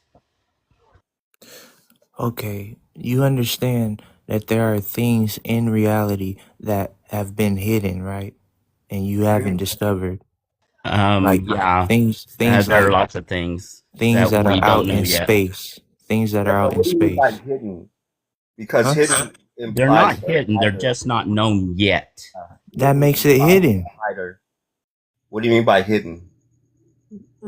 invisible to you and your understanding and your knowledge and That's your not eyesight. that's just unknown. You know, this That's is the same thing as hidden. no, it's not. To hide No, something, it's not. Hidden is on purpose. yeah. Known means that it can be discovered. Hidden can be discovered too, because if you don't hide it well enough, Yeah. then you can be But it discovered. still implies a So, mind. You know, so you're that's saying ignorance is without intent, and to hide something implies intent. yeah. To hide something requires a hider. It implies a mind or an active agent doing an activity. So if I don't know things about you, does that mean you're not telling me them willfully, or is it's just something that never crossed your mind? It depends It on means it's just unknown to you. hide my Unknown to identity. me through your intent, Yeah, or is that's it with intent, or is it without intent? model. Listen. It can become known to you if you ask him the questions. Wait, hold on 1 second, Seamus. If I'm hiding something, like I can hide my identity, I can use certain methods to hide certain information about myself. That's a mind doing an activity. That's hiding. But if it's something unknown, it's just unknown until you discover it, you know. But it's not actively being hidden from you. Right. So That's why I'm saying there's a difference. what did you say, Seamus? You said something. I said, a person, you can get to know a person by asking them questions. Now, Okay, they right. may, wait a moment, they may want to withhold certain information from you because for whatever personal reason, they don't want you to know. Like if I ask Go Lightspeed, you like cats. He will probably answer one way or another because that's rather innocuous. But if I ask him, Go Lightspeed, how much money did you make last year? He may not want to answer that. Right. But there's also other things in his life that he just doesn't talk about. But that doesn't mean he's hiding it. Or I'll say it's the same as being hidden. My bad, I misspoke. It's the same as being hidden. And the only thing that will reveal it is the intent that's inside of me, my imagination. Your imagination is not going to reveal. If I imagine, maybe if I imagine this about his life, maybe it'll line up with reality. But it's something But in most that was cases, it's hidden. wrong. I hope It's you don't really interact with people based upon your imagination about them. isn't that why you walk up to strangers, because of your curiosity? Yeah, but that's you ask questions to reveal as much about them as they're willing to divulge, but you And don't. those questions aren't based on things that are those questions aren't based on things that are Oh, no, revealed. like if you walk up to a person, you imagine they're a CIA agent. Is that related to reality? If they're a CIA agent and they haven't told me, it would be. Yeah, but is that how you discover things about people? Is by imagining what they are, what their motivations are? Isn't that what you do? No. When you see a beautiful woman, don't you imagine yourself laying down with her? No, not necessarily, but regardless, I would not imagine that she's a secret agent working for Mossad or something. You know, You using something extreme. You using something extreme. What's I that? think you might be a bit suffering from Munchausen syndrome, or some people call it Walter Mitty syndrome. Now, Moses. what if she's following you around everywhere and she's leaving little notes for you to pick up on, Bro, this sounds creepy. saying Yeah, we're so watching you, saying we're watching? Because this is what God does to me. right here, This man. is what God does to me. He leaves messages. He follows me around, But does he write notes on those slips of paper? and he does. It's called the Bible. Oh, those. So God wrote that Bible? Is that what you're telling us? He used men to write it. He put But the they spirit. Used He put download used he men he to write it. he the put the Bible. invisible reality, the hidden reality inside of them with intent I got to 3 books that I've written. to reveal himself. And I say that to say you have to be convinced of your own. You can't rely on reality to convince you, because there's so many things that are a part of reality that you'll never understand. I don't know, man. And you still have to accept them. You still have to accept them. That might be your method of discovery, but it's not mine. You use the same method. No, I don't, sir. Not at all. Yeah, you do. You do it No, with women. not at all. Now you're imagining my motivations and my. You do it with women, and I can say that Bro, because you're a man just like me. Yeah, but And I know all men are the same. you're confusing your inner voice to the outer world, and that's not healthy, dude. It's not my inner voice, because I have things pop into my head, and I'm like, where the hell did that come from? That's Yeah. not me. That's not how I think. that doesn't justify that your God's real. It justifies my understanding and knowing that I don't know everything. It justifies that you I have a don't know everything. mind and that It you're ju- curious and you're ever learning. It That doesn't justifies. justify anything to do with God or religion. Just It because you just. think doesn't mean that it's coming from a deity or a higher power. I justify myself in humility. I don't justify myself in learning, because I can learn something and then go the opposite way of that knowledge. That doesn't make me justified. If I became Christian, would I start thinking like you, Model? If you became Christian, you would believe in something you don't understand, and then that belief would cause you to understand it through time, through suffering. That's funny because I was a Christian for 32 years and never did I feel that way. So explain But you're that. not a Christian anymore. A true Yeah. Christian doesn't give up. Oh, a true Christian doesn't give up. I was a Scotsman Christian. Because they based their life on Christ, and Christ never gave up. He endured until the end. So, Model. But what you probably did is base your life around the people you Model. surrounded yourself with. Model. Do you believe there's no such thing as an ex-Christian? Yeah, I don't believe that. So if they're ex-Christian, they were never a Christian, right? Yeah. So does that give you some kind of confidence in your own faith by thinking that way? I don't think it gives me confidence. I mean, because you haven't fell off, so and everyone else that has weren't a Christian in the first place. So therefore, it makes you feel more secure in your own beliefs, right? No, because I understand that a good Christian is gonna fall, but they're gonna get back up every time. No, not fall down, but I mean, like, stop being a Christian. We're supposed to model our lives after Christ, and he never stopped serving God. Yeah, so anyone that stopped serving God wasn't serving God in the first place. Right, they were serving men. Okay, so that's what I was asking from your opinion. You're secure because you're still serving Christ, so therefore all the other people that are no longer in your faith weren't legitimate in the first place. So I won't say they weren't legitimate, What do you mean? They I they say or but they they were. were trying they were trying to be legitimate and they were found to be illegitimate. Mm. Found by who? By God or by you? By themselves. They found out I'm not a Christian anymore. But you said they weren't a Christian in the first place. They said it themselves. They call Uh, themselves an ex-Christian. Yeah, but Model, how do you think at one people? time they How do called you? themselves Christians. Sorry, go ahead. Uh,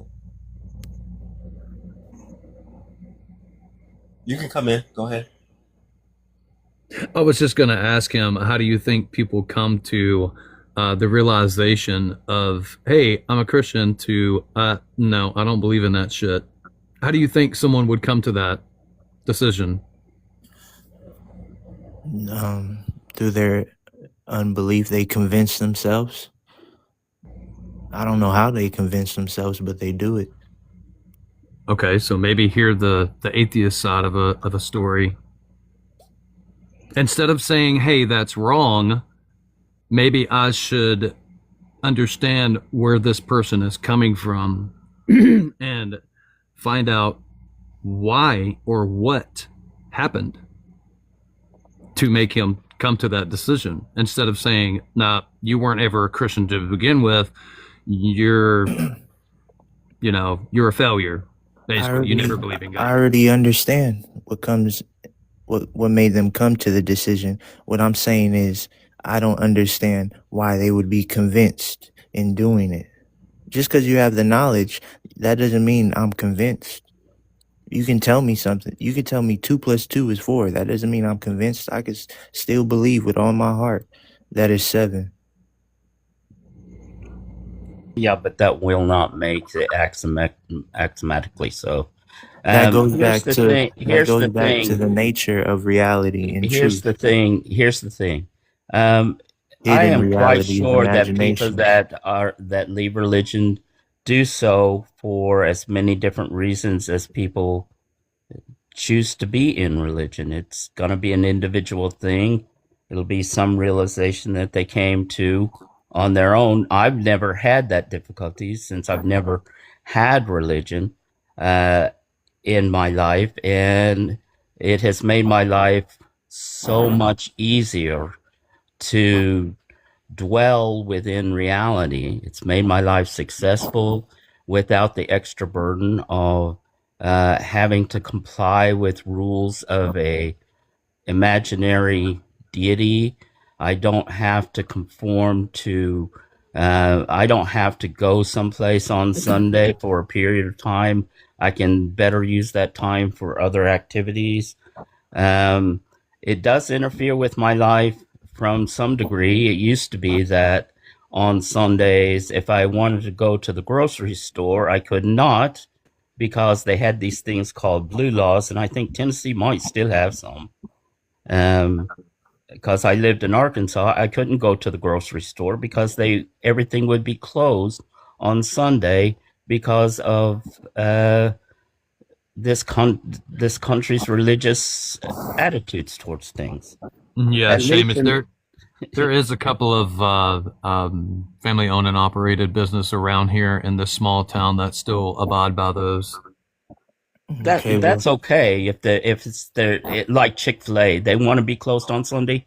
That's their business. They can do that, but it's not the government having an ordinance that says they cannot open on Sunday. I'm not They gonna just choose not to open on I'm Sunday. not gonna deny your experiences and how good life has been to you, but in the day of death, once your life stops, are you gonna be able to speak the same way that you're speaking now? Yes, I will be able to say what We now talking this is about a just time where you're dead. yes, I don't believe in an Dead people afterlife, don't but talk. that's me. Dead people don't talk. You see, you're not gonna be able to speak like a Christian and speak about how good life is to you I've after never death. had anyone, Christian, Buddhist, or otherwise, come back after they've ceased to be and tell me what that experience was like. Yeah, Model, I want to ask you a question. If I brought someone to you and I introduced her as my ex-wife, would you say we were never married? That Would depends on you? your definition of marriage. If you believe that marriages can end, Yeah, but what I'm saying is like, then you'd be correct saying she's your ex-wife. But if I yeah, believe that marriages do not end, and the scripture speaks on this, it says that the Moses, scripture allows for divorce. right? It said divorce was allowed because of Yeah, the but what, hardness. so what I'm Because asking you, I understand what you're asking. I'm model, answering it, and I'm being cut off.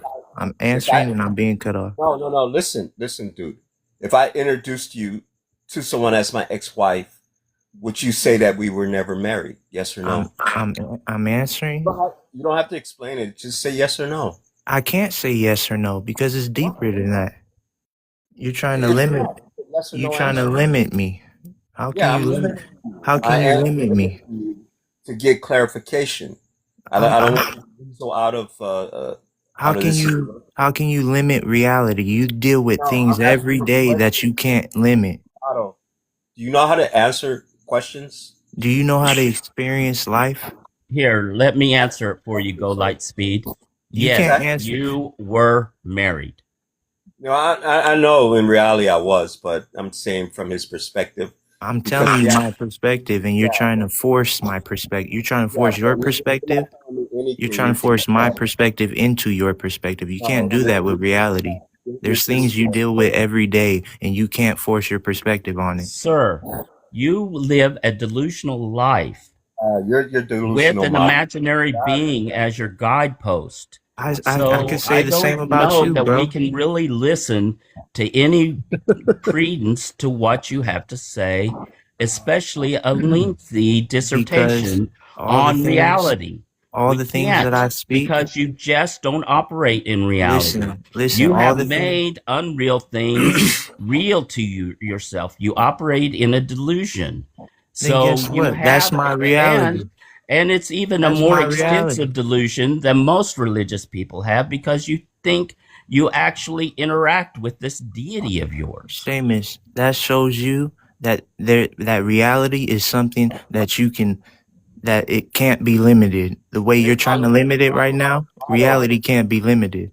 Every Yes, day, it's most the certainly can be universe is limited. expanding. The It universe is is expanding limited. Let every me day. Reality remind you is that you're not a limited. scientist either, Wait, Model. hold on 1 second. Hold on, Motto. Do you believe the Earth is round or flat?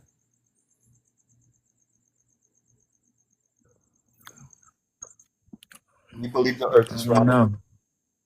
I never stepped outside and took a look. So you don't have an opinion on it? I got an opinion on it, but What's your I opinion? can't say according to reality if it's round or flat because I've never stepped outside this world and looked at it. So you But you have can, if you want to. They have a Who live stream can? from the That's ISS. that's Well, not just my a moment, reality though. That's Modal. somebody else's Just a reality. modal. Just a moment, That's Modal. that's someone There's a else's live stream experience. camera 24/7 from the International Space Station, and you can look at the Earth anytime you like. I can also get on the internet and watch a moose talk to a human.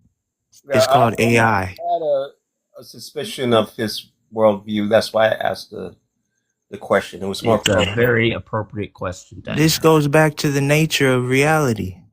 What's real? What's You really real? refuse to believe reality. You Am I gonna refuse to believe believe an everything I see? uninterrupted live stream from a space station 218 miles in orbit where you can clearly So see I'm the supposed to planet, believe and everything that I you see. and if you deny that reality, then just like your That's like me denial telling of you to believe just in like the your belief Bible. in an imaginary being, you That's are like me denying telling you to reality. believe in God. That's as That's like simple me. as that. You are delusional, Look. and I recommend some psychological help for you. That's the same as me telling you to believe in God.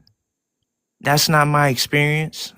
It's I'm not not the a one being. belief. I'm It not the is a one being. known, existing thing in reality. But it's not It my doesn't reality. require belief. That's not my You can go experience. look at it. It is real. That's It not is my live experience. streamed 24/7. Does not require any belief whatsoever. All It's you not have to real do to is go me. look at it, and That's your denial of it is that's denial of reality. that's what I'm Denial telling of you. reality will not change reality, That's sir. my faith. That's what I'm telling you. You took the words right out of my mouth. That's how Christians think about it. That's how Christians think about it. Your denial of reality will not change reality. That's how And Christians your think about it. insistence that unreal things are real will not change that either. That's Model, exactly what you sound like Christians say. Model, you sound like you speak for every Christian, and which you do not, sir, because You they don't sound all think the same. you sound don't like have you an speak for answer. every Christian. I'm not a Christian. Then why are you speaking for them? I am not. Then how are you gonna claim they're different? You You let just them said. speak for themselves, and I'll Listen, speak for listen to what myself you just as a listen to what you Christian. just said.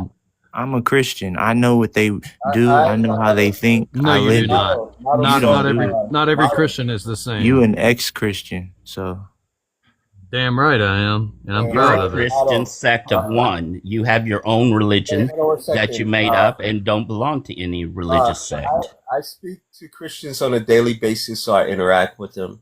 So I don't have to be a Christian to know how they think, and none of them think the way you think. So I don't know where you're getting that from. what do I think? Can you put it simply? You're not even sure of the shape of the earth, and I think you think it's flat, but the Bible supports you actually. I can understand it from a biblical perspective where you would get that from. But the thing is like you think you create your own reality, like you can have your own, and that's not the way the real A world. lot of Christians think God loves everybody. That doesn't mean God loves everybody. Yeah, I know. That's what I'm saying. He's sending somebody to hell, according to Christians. Gods don't what's do up, guys? anything. They don't love. They don't hate.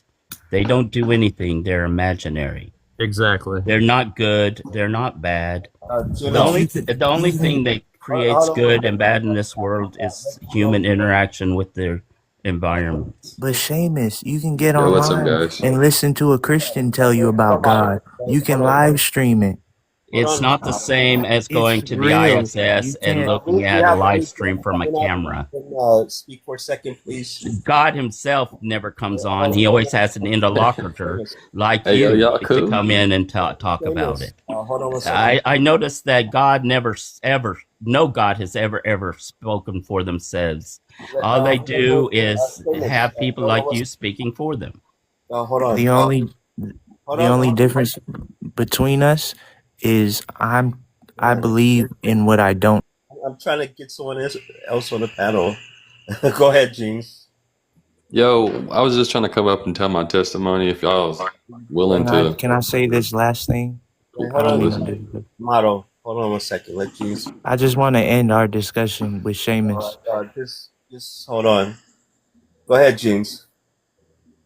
He's about to start something new up. Can I finish? Yeah, I mean, if y'all want to finish what y'all are talking about, if it's not going to be too long. I want to hear what you have to say.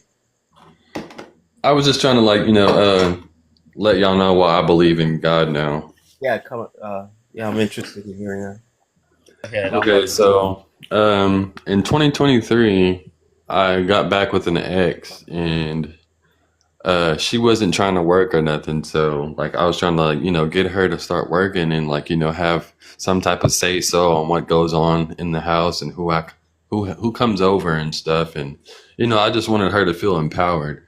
So whenever we got back together, I moved her in and I told her that we should go down the street to go get this job at a restaurant. So I go up there with her and I get the job, and then she's all mad at me and stuff, saying you basically stepped on my feet and stepped on my toes. I was like, well, I didn't only get the job, I got you the job as well, because she was procrastinating. So I just went ahead and took the initiative and went up there and got us both a job. And I guess she just needed to come up there and do the paperwork and all that. So I started working before she did. And then whenever I started working, basically she was slandering my name and gossiping. She was about jealous me. of you. Yeah, she was gossiping about me. She went to all my platforms and my social medias and started slandering my name there. And she was basically ruining my name to all my, people that on my platforms and my That's business. what the devil does to God. Yeah, and long story short, she was basically doing all that, and then we ended up breaking up, and I found out that she was like messing with my neighbor, and come to find out it was like, one of her past drug dealers or something like that she used to mess with. And I broke up with her, and then I continued to stay at my job, and then I come to find out that she was like, oh, he has herpes and this, that, and the third. So, you know what I'm saying? She like just completely just tried anything and everything. And basically the people that I was working with started like, taking that initiative to like, just talk to me any type of way. Like trying to like ruin my image and trying to tell like, they would be like, oh, look, he's taking all day. He's not doing as good as he thinks he is. And I was like, I never once said that I thought I was good. You know what I mean? So I started noticing like little underhanded stuff happening. Like they wouldn't stock up the cups. Keep in mind, this is not my, job.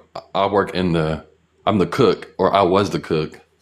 Hey, she was So probably fucking with your coworkers too. yeah. She was messing with my boss.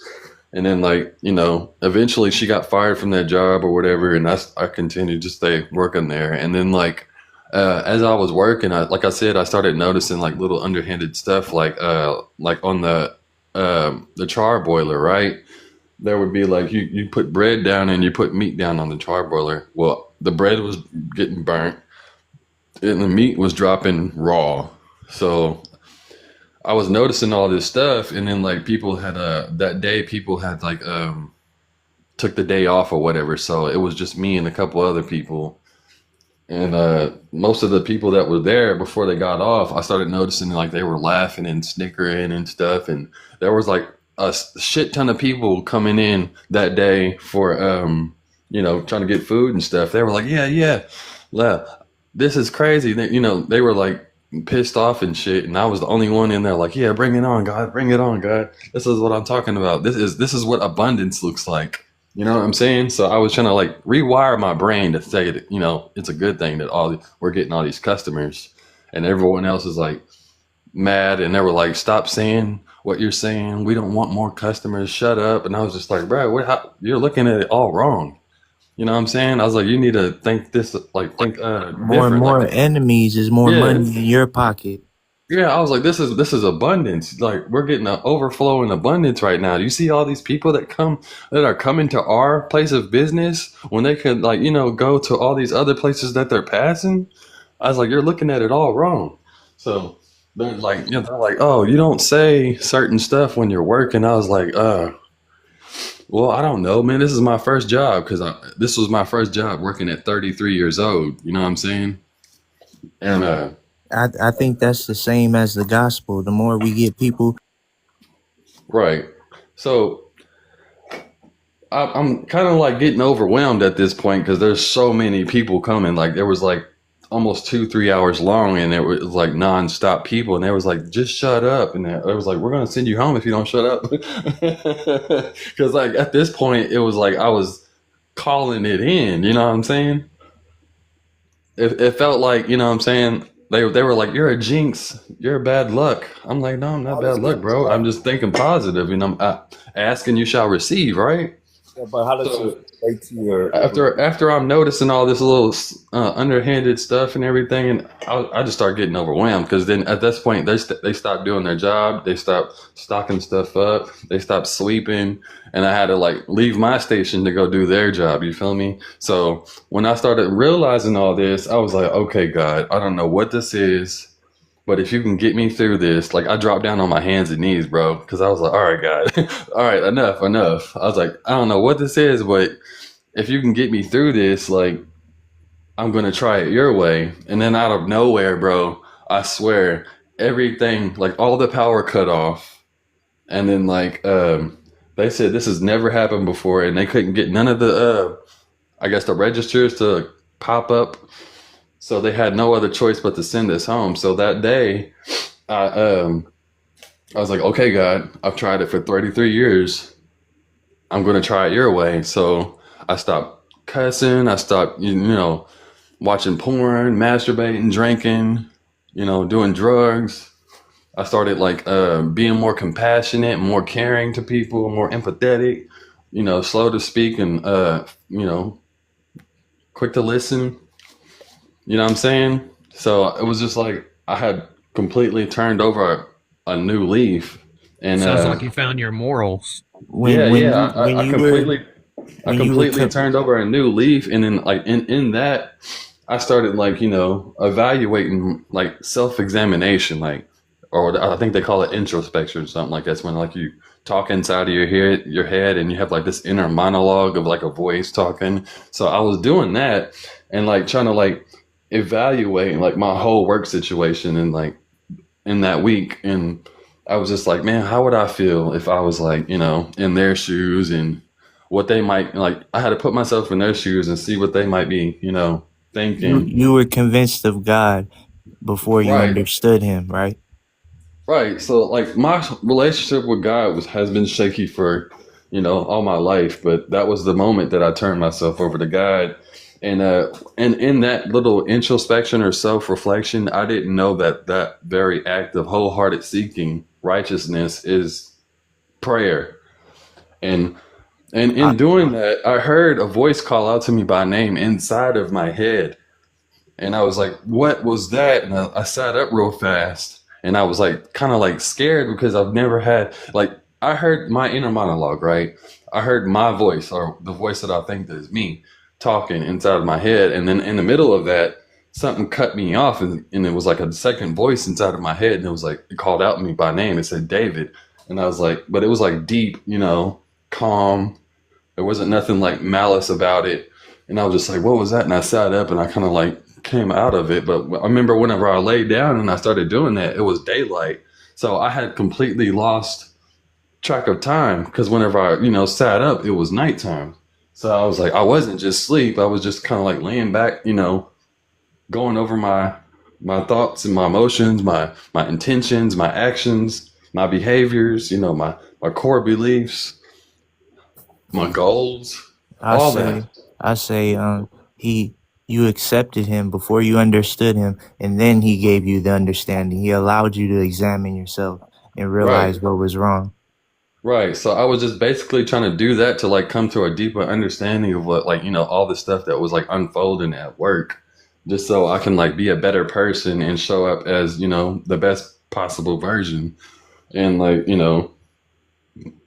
be a leader basically. And in that, that voice called out to me, and I kind of like snapped out of it. And like the next day or so or whatever, I went back to work, and, I was being more compassionate. I was being more, loving and caring. And, I was showing up for people, and like going to work, and like, putting other people's, emotions and all that before mine.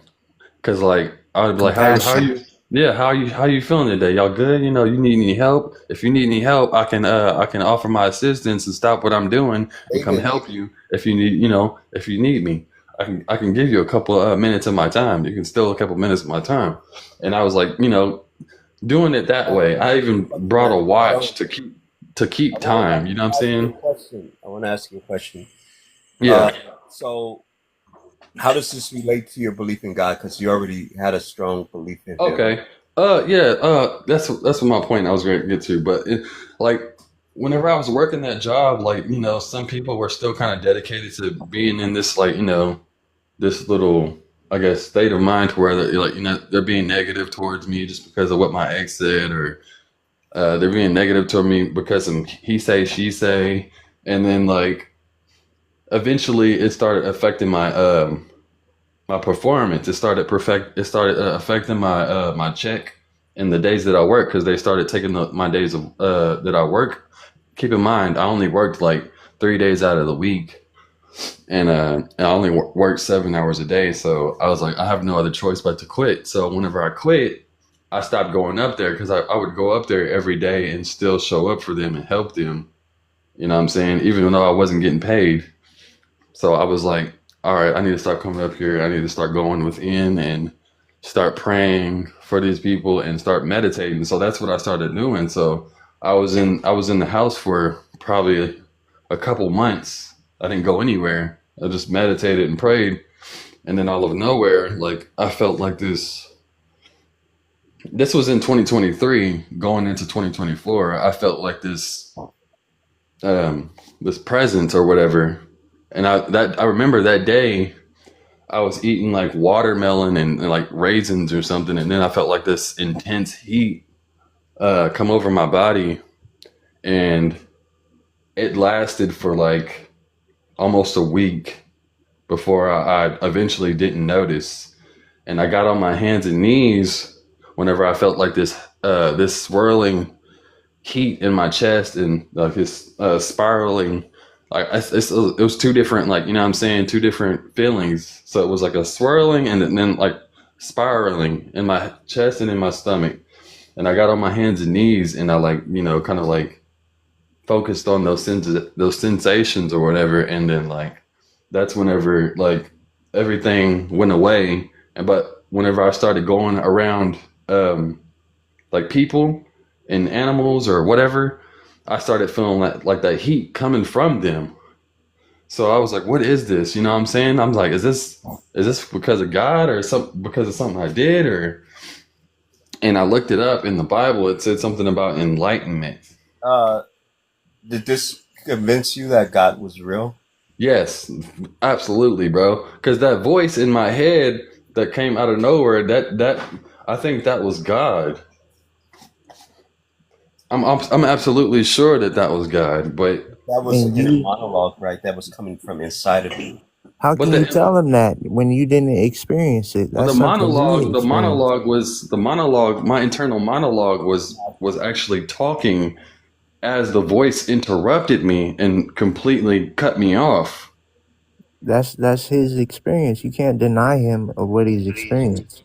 You can only Model, man. I'm the one. you can only say that you never experienced it. Right. So I mean, it was just like, you know what I'm saying, that was my proof that God is real. And Hold on one second, please. I want to get something. okay. I want to get something straight. Model, this is my live, so I'm the host asking questions. So if you don't like the way I'm asking a question, you know, you can take rocks, but you're more than welcome to stay. But don't try to tell me how I should ask someone a question. All right. So just relax yourself, man. Slow your roll. It wasn't your question. It was your answer to it was your response to. Yeah, I'm gonna drop you down. You can view from the comment section. Thank you. Yeah. Oh. Yeah.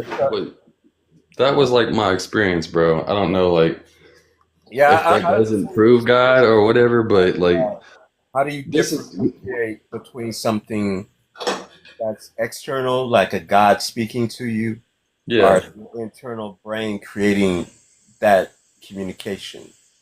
Well, I think the communication was like, you know, possible because like I reached a point of repentance within my heart and my mind whenever I was like laying down and stuff, like, you know what I'm saying? They were in alignment. That's what I believe. They were in alignment because my heart and my mind were in alignment because they weren't conflicting against each other. What do they call it? In the Bible, something about when that eye be single, that body shall be filled with light. Something like that. What does that mean? That means that my heart and my mind was, you know, focused on righteousness and repentance, and I was focused on that for a certain amount of time. You know what I'm saying? And that alone was like the mechanism which invited God into my life. I noticed that you quoted the Bible just now. May I ask you a question? Yes. Which Bible do you subscribe to and read from? Well, it says the Holy Bible. But there are many holy Bibles. There's the 66-book Protestant Bible, 73-book Catholic Bible with Apocrypha, the 88-book Ethiopian Bible, the Coptic Bible, the Gnostic Bible. The New International Which one Version. are you quoting from? The New International Version. Okay, so one of the many, many versions of the 66-book Protestant Bible. Now, Okay, let yeah. me ask you something more about your relationship with the Bible. Have you ever read it cover to cover in Yes. its entirety? Yes. So tell me about tell me all about Deuteronomy and the transition of the Israelites to the God Yahweh in Deuteronomy Well, I from can't. the I can't tell pantheon. you. I Oh, can't so, tell you. so Sorry, I don't mean to cut you off, but I can't tell you that because I only read the Bible front to back whenever I was incarcerated, and that was the okay. only time I read the Bible. So I recommend everyone read not only the Bible, but once you finish reading the Bible again, I recommend you read the Vedas, the Bhagavad Gita, the Upanishads, read the Quran, read the Book of Tao, explore the mythologies of the Norse, Celtic, Greek, and Roman mythologies, delve into some African origin stories, some Aboriginal, and see how they compare. And Well, to my don't just stick with one holy text, but yeah. look at many holy texts and see how Well, they to my compare. understanding, the stories are a reflection of us.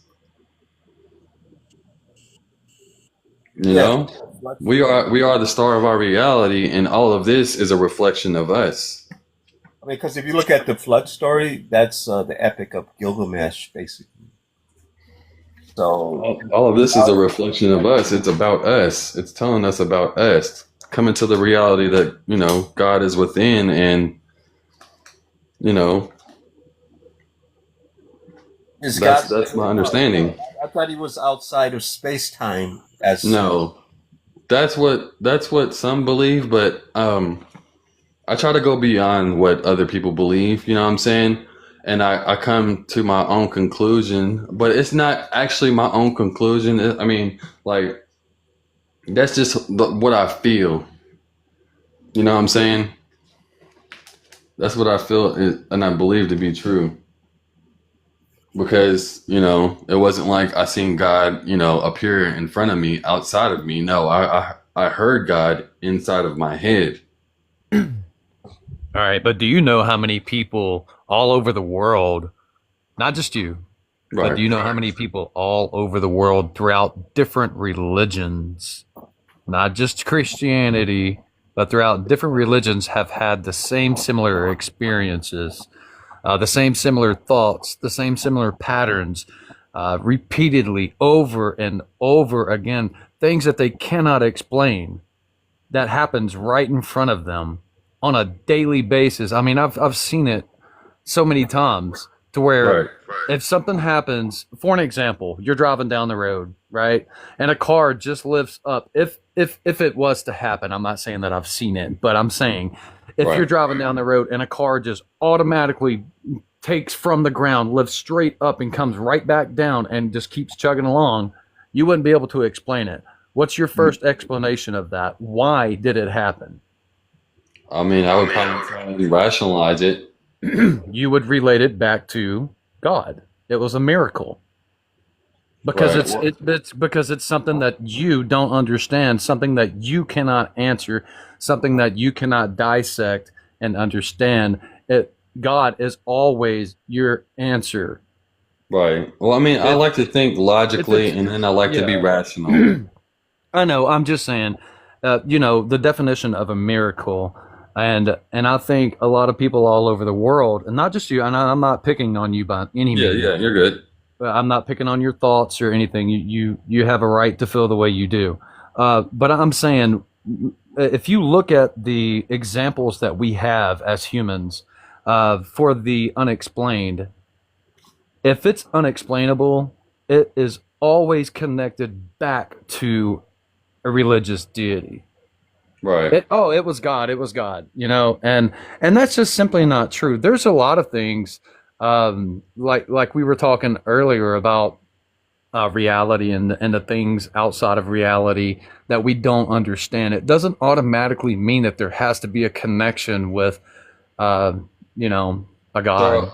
So are you implying that what I experienced was something other than God, and it was like the fire burning away was my own biology or something? Like what? No, sir. No, sir. I'm simply saying that I do not understand the way you felt. Only you know how you felt. But let me ask you this: Genuinely, a genuine question. Okay. Take religion and everything else out of it for just a moment and ask yourself, go in the bathroom, look in the mirror, look yourself in the eyes, and ask yourself, am I a good person? Okay. Okay.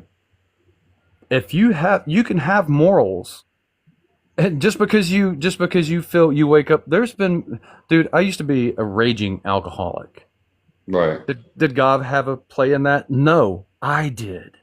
Mm-hmm. I did. Start giving yourself credit for the good things that you acknowledge in life. And I think that as humans, we don't do that enough.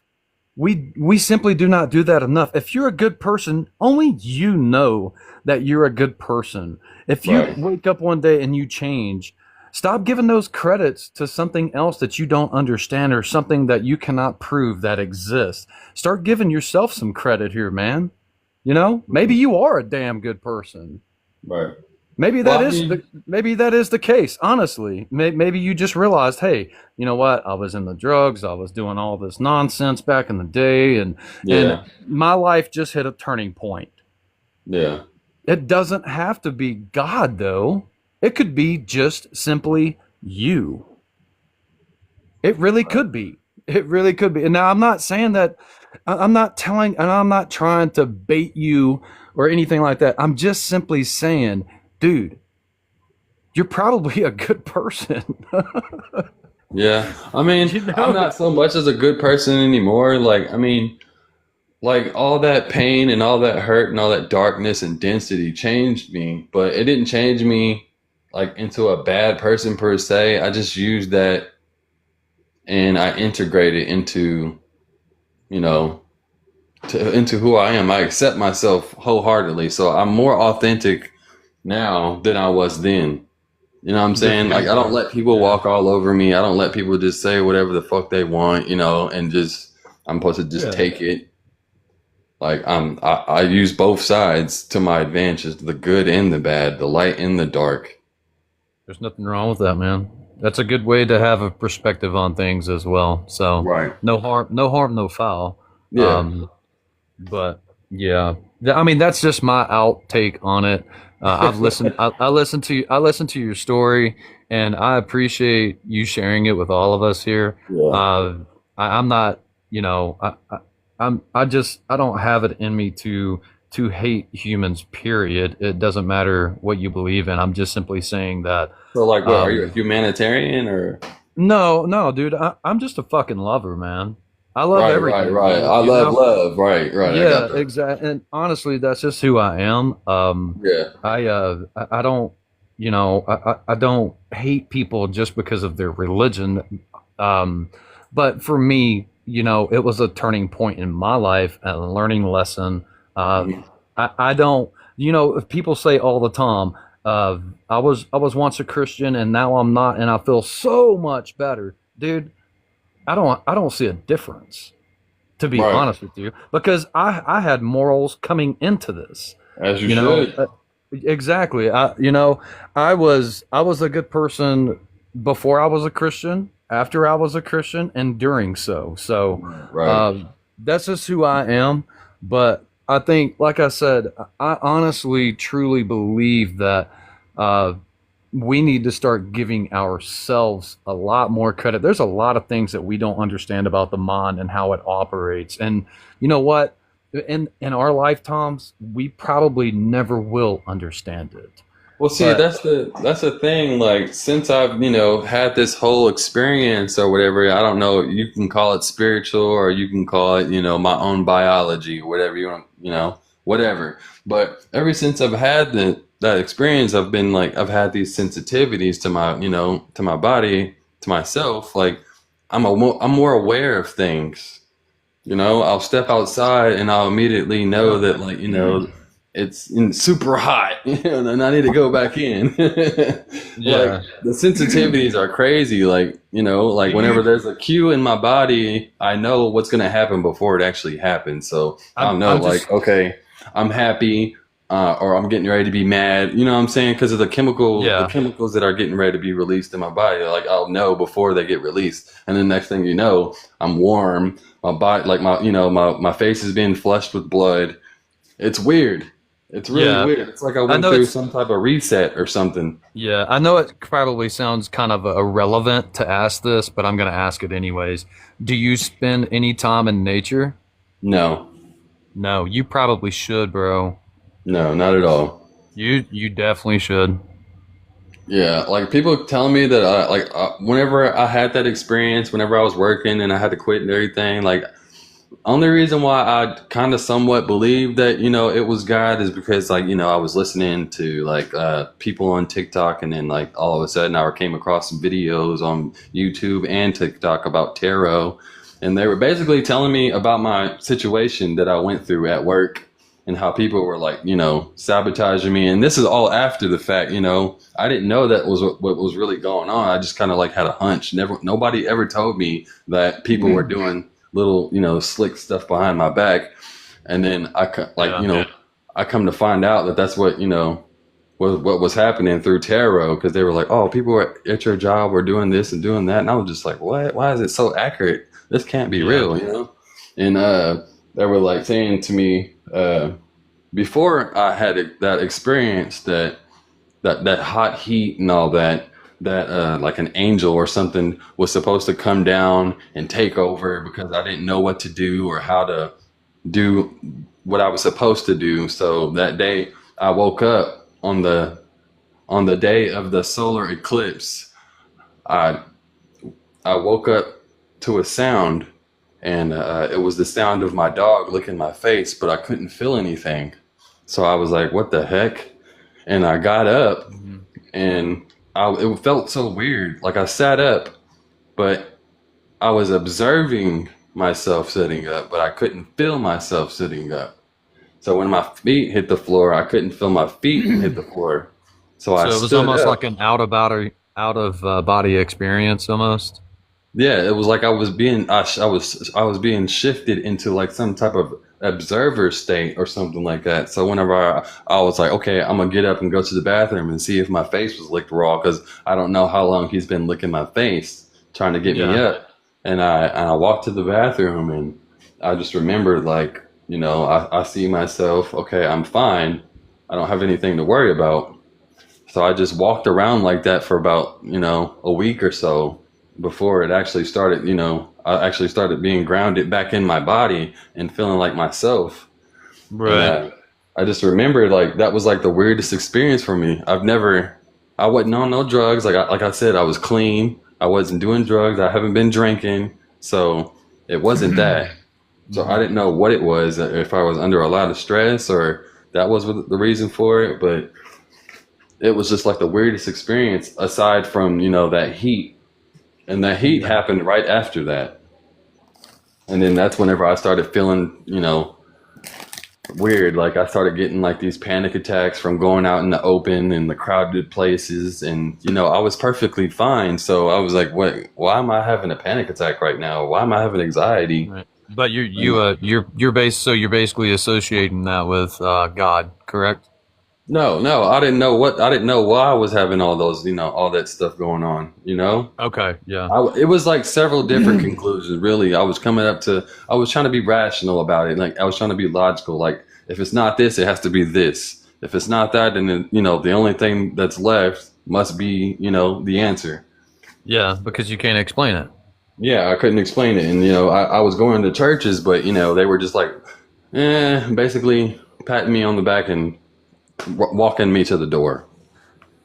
Yeah. And invalidating my experience. So I couldn't go to the churches that were because there's 3 or 4 churches in my area.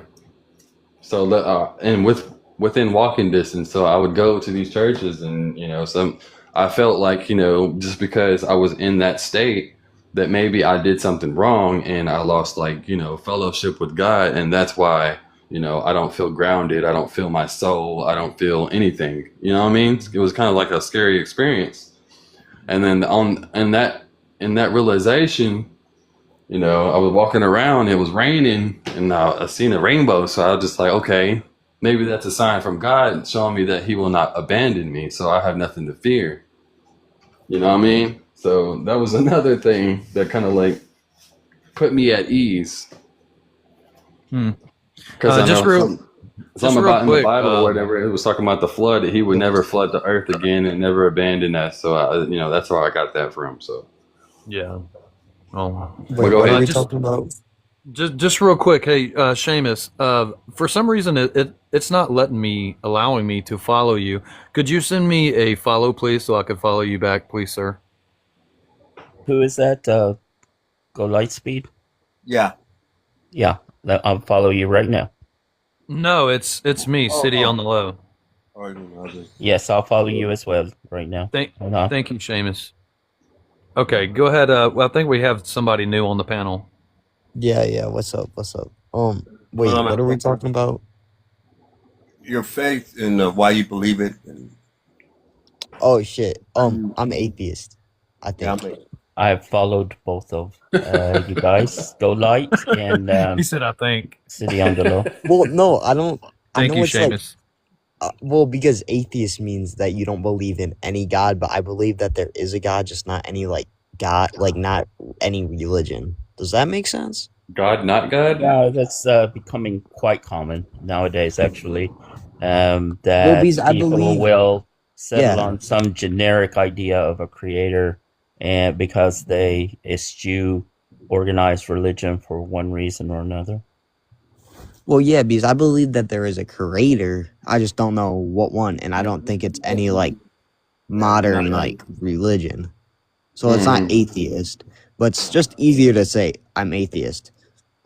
Because atheism means without God, so you wouldn't believe in any deity.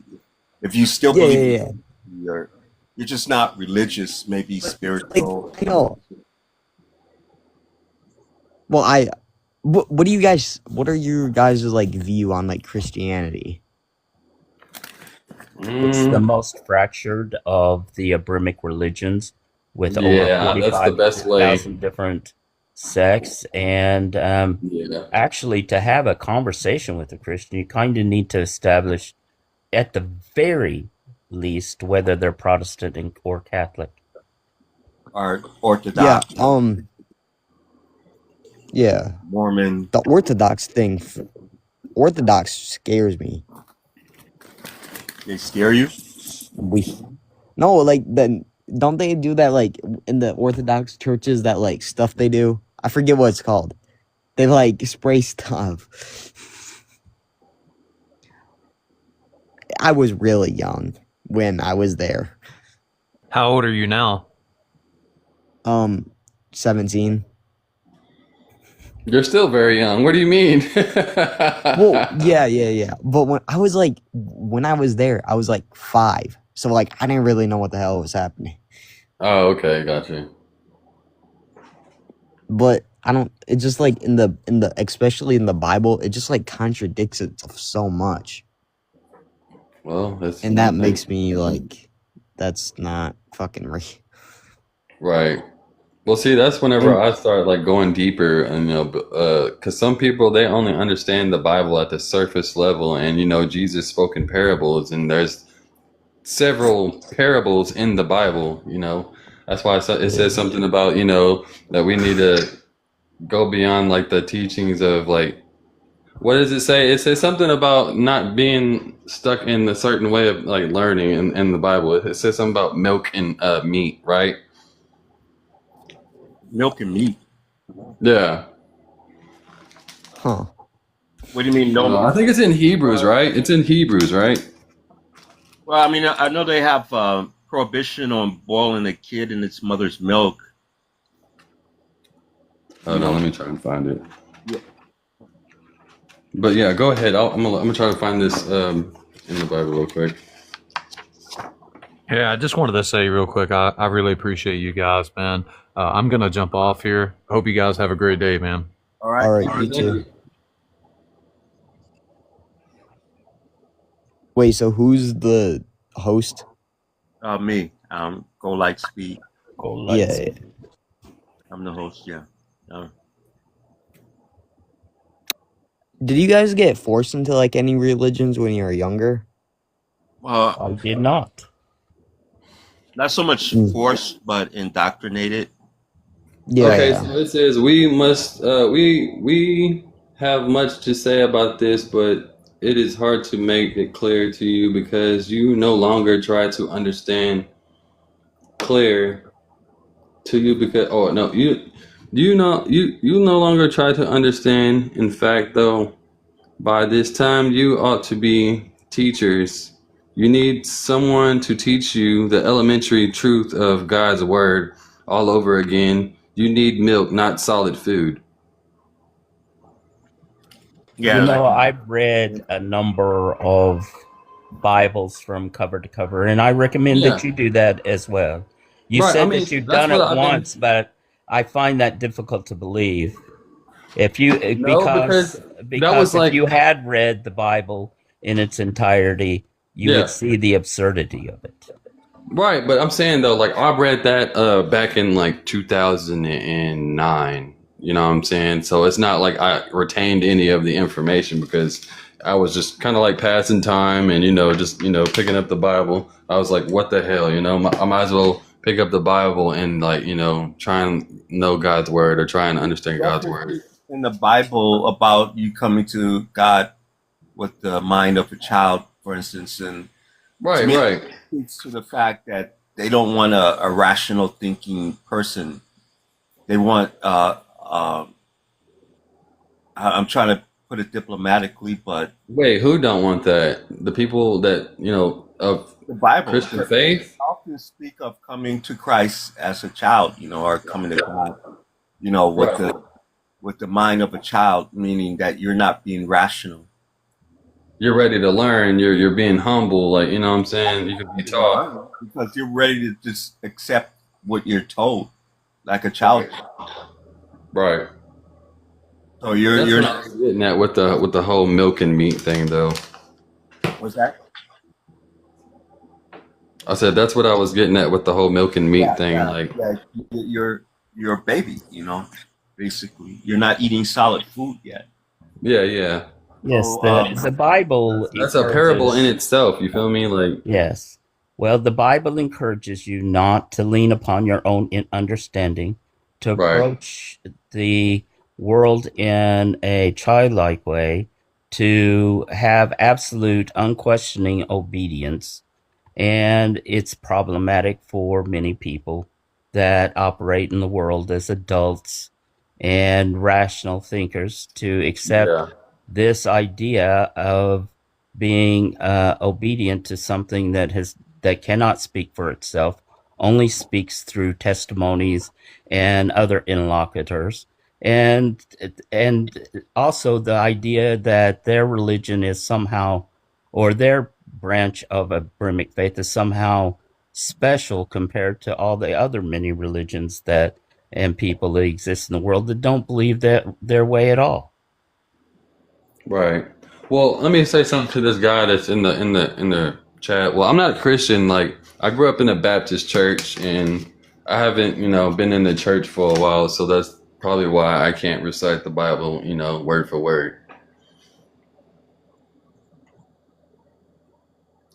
And like I'm a rational person, but I'm also like I go from all perspectives. I don't just choose one side over the other. I don't choose one extreme over the other because I feel like it takes away from the other perspectives.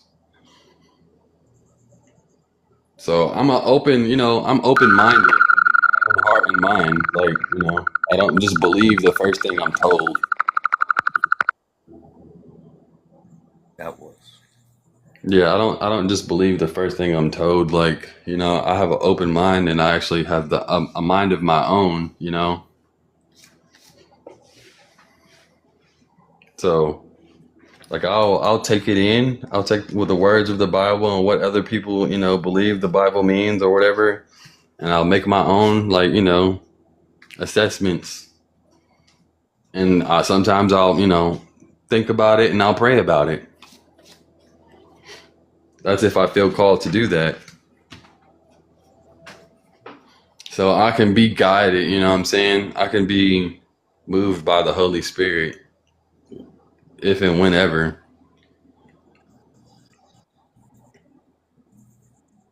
I think that guy wants to come up. Yeah, but I think he's having a problem because I invited him multiple times.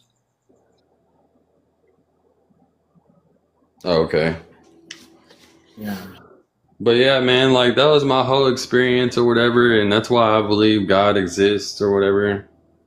Because I mean, it's something that I can't explain and I can't rationalize until, someone gives me, a reasonable explanation as to what happened or why that, I might have experienced all that heat and all the voice inside of my head. And Do you think God wants you to worship him?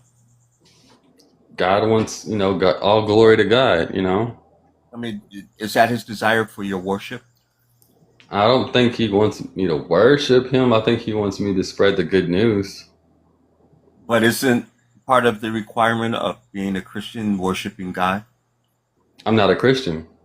I mean, or do you go by the Bible, or do you just? I mean, yes, I go by the Bible and everything. I was raised in a Baptist church, and I was raised Baptist, but no, I'm not a Christian. You still adhere to what's in the Bible, right? Yes, to an extent. Like I said, I'm rational. I'm reasonable. Like I still like I'm an open ear to it. You feel me? So it's like pick and choose, basically. Wow. Yeah, like I don't pick and choose. It's not like I pick and choose. It's like some people, I guess people call it cherry picking. I'll take something out of the Bible and I'll apply it to myself in that present moment if it applies to my my needs and and what I feel like is necessary. Like I don't just read the Bible all day every day and try and study it and understand it.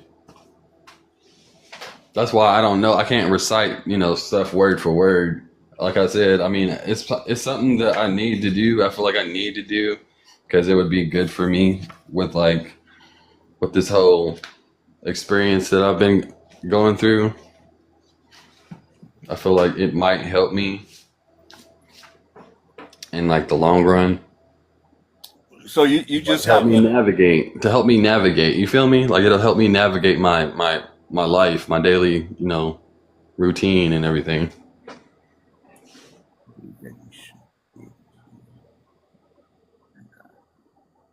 You shouldn't be able to comprehend God. Well, no, I don't feel like anybody should feel like, they should be able to comprehend God. But whenever you repent, and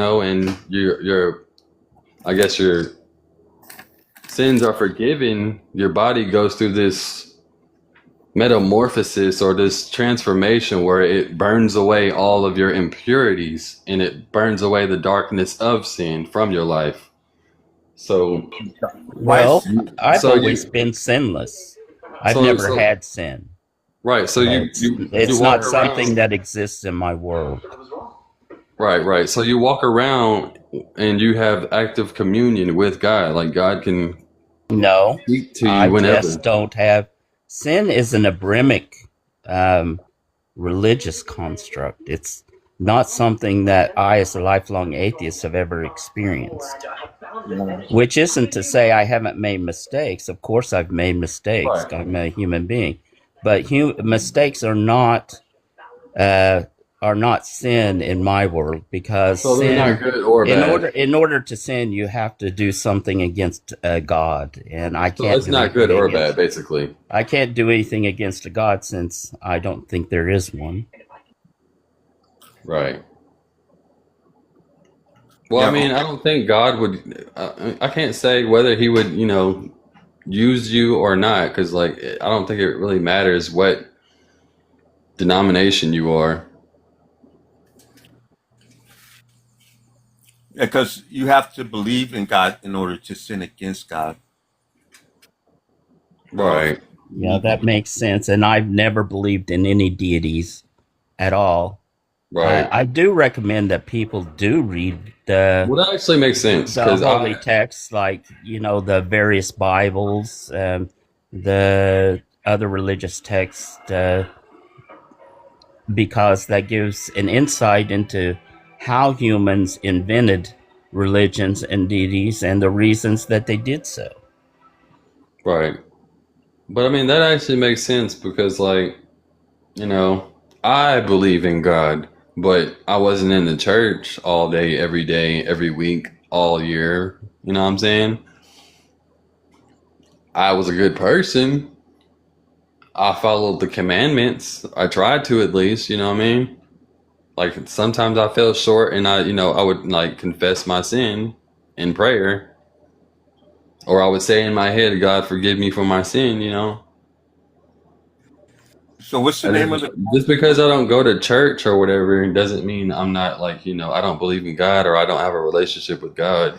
And that's what I feel like that's what some Christians try to, like, say about people. Like, you have to have active, What's the name of the God you believe in? what's the name of the God I believe in? Yeah. I guess God, Yahweh, or Oh, Yahweh. Yahweh. Yahweh's the name of the God in the Old Yahusha? Testament of the Bible. Of course, there are variant beliefs after that.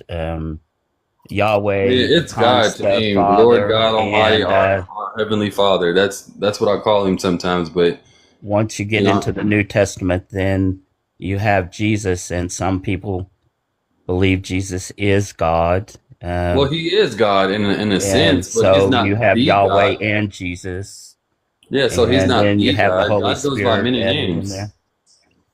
It can get quite complex after the attempted rehabilitation of the Old Testament storm god Yahweh. Yeah. I have a question. Go ahead. So is this like a debate live?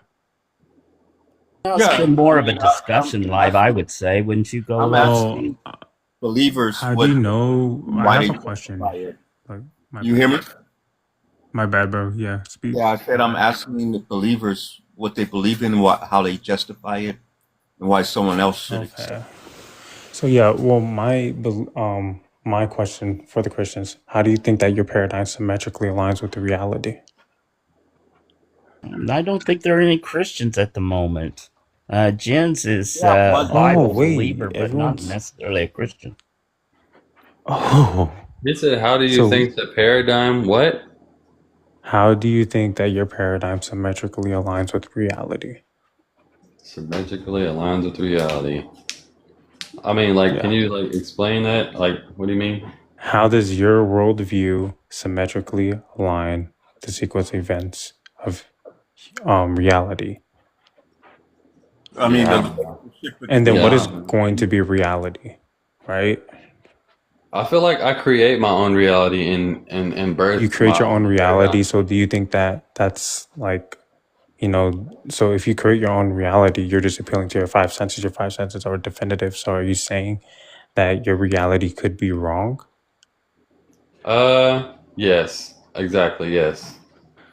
So your reality could be wrong. Okay. Yes, I mean, like I said, I feel like I create my own paradigm and make my own reality. Like, if I want to manifest love and fucking, radiate that, then I But do you start think that immediately. symmetrically aligns with reality? Like reality, I'm going to say just reality as a whole, like of a nature to itself. Right. I feel like reality revolves around me, like how I feel. Like, if I feel a certain emotion or whatever, and I want to, like, Well, you can feel invoke that, but that I'm just saying feeling, it's not and definitive. everything around me is affected by that frequency, that I guess energy. Wait, hold on one second. Okay. Equid, what is your faith system, or do you have one? My faith system, well, I don't really hold to one, but I can hold to one just for the sake of fun. No. I'm just Right. asking you. Like, what do you believe No, in? I'm an agnostic atheist. Oh, I understand. I mean, I'm just a pure atheist. I don't believe in anything supernatural. I'm a I don't pure. believe in anything supernatural. So are you a naturalist or a materialist? No, it would be called a more of not materialism, but I forgot the name for it. But it's So if it's not basically materialism, does that entail that there could be immaterial in your paradigm? physicalist, basically. All it just has Aquid, can I ask you a question real quick? How old are physical you? reality, I'm like 20. physical reality. That's the You're only 20. Have thing that you Yeah. been recently started university? Wait, hold on 1 second, Seamus. Yeah. How do you know? Aquid, Yeah. I was just saying that the only thing that has been demonstrated or demonstrable is the physical reality that we all exist in and interact with. Statistical reality. What is statistical reality? I said Like, what does physical that entail? reality. You said metaphysical? No, physical. Physical reality. Oh. Yeah. That's Speed. I have to jump off for breakfast. I'm not leaving because I'm mad at you. I come back if you're still on when I finish my breakfast and all. Oh yeah. Appreciate Yeah, it. I'm not leaving because I'm upset or anything. Just to let you know, I just ahead. have a schedule I got to go by. Yeah, take care of your business, man. Talk to you later when you come back. Alrighty, have fun. All right. So as I was saying, So, I only go light. What do the you only hold thing to? that Like, I what do you? interact with is the physical reality that has been Yeah. demonstrated to exist.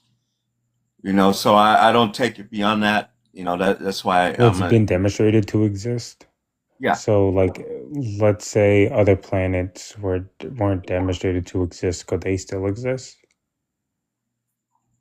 yeah, because we know what planets are, we know how they form, we know the systems that are required for So planetary. how do we know outside of what we can observe that there's just going to be? No, It's just going do to me be the one case that favor. there's more Hey, space. do me one favor. Don't disintegrate it into hard solicism.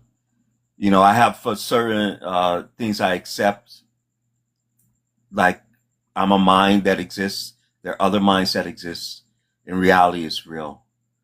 So we have principles that we have discovered, forces that interact Well, with each I'm other. saying, can you use inductive reasoning? No. I don't go down the field, bro. I'm just dealing with. Oh, okay. Well, I don't no, want I'm to not get. saying I necessarily disagree with you. Yeah, I'm just but saying, the thing where is, does your epistemology ground in, right? So so when you make these epistemic claims, right, and it should be the case, right? So what does that where does that ground in? I don't speak with grounding, man. I don't. Oh, okay, never mind. I don't go that's how I you agree do with it. you though. I agree with you. I'm just Yeah, trolling, man. yeah. But you know, the thing that I deal with is that we have demonstrated principles of physical reality. Like we have the four basic forces of nature: electromagnetism, gravity, the weak and strong nuclear forces. All those interacting with each other create what we call reality in our environment.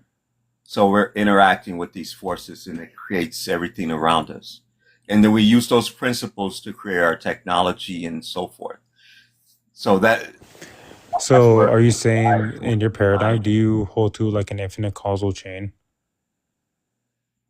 an infinite causal chain. You mean like infinite regress? Infinite regression. Yeah. I mean, there's nothing illogical about that. And Yeah, there isn't. it's like if you But how do you stop, reconcile like something that like you have can't to set be something potential to actual? yeah, you whenever it's stopped, that regressive stop is always arbitrary, and it's usually at someone's theistic belief structure. So I agree. I 100% agree. Yes. so I don't adhere to that, you know, because you have to be able to ask what created the God that they believe in, and they usually don't allow you to do that. It's going to inherently be special pleading. Yeah. So that's usually what the objection to infinite regress is all about, is special pleading. Being But, intellectually dishonest. What's that? I think they're just being intellectually dishonest.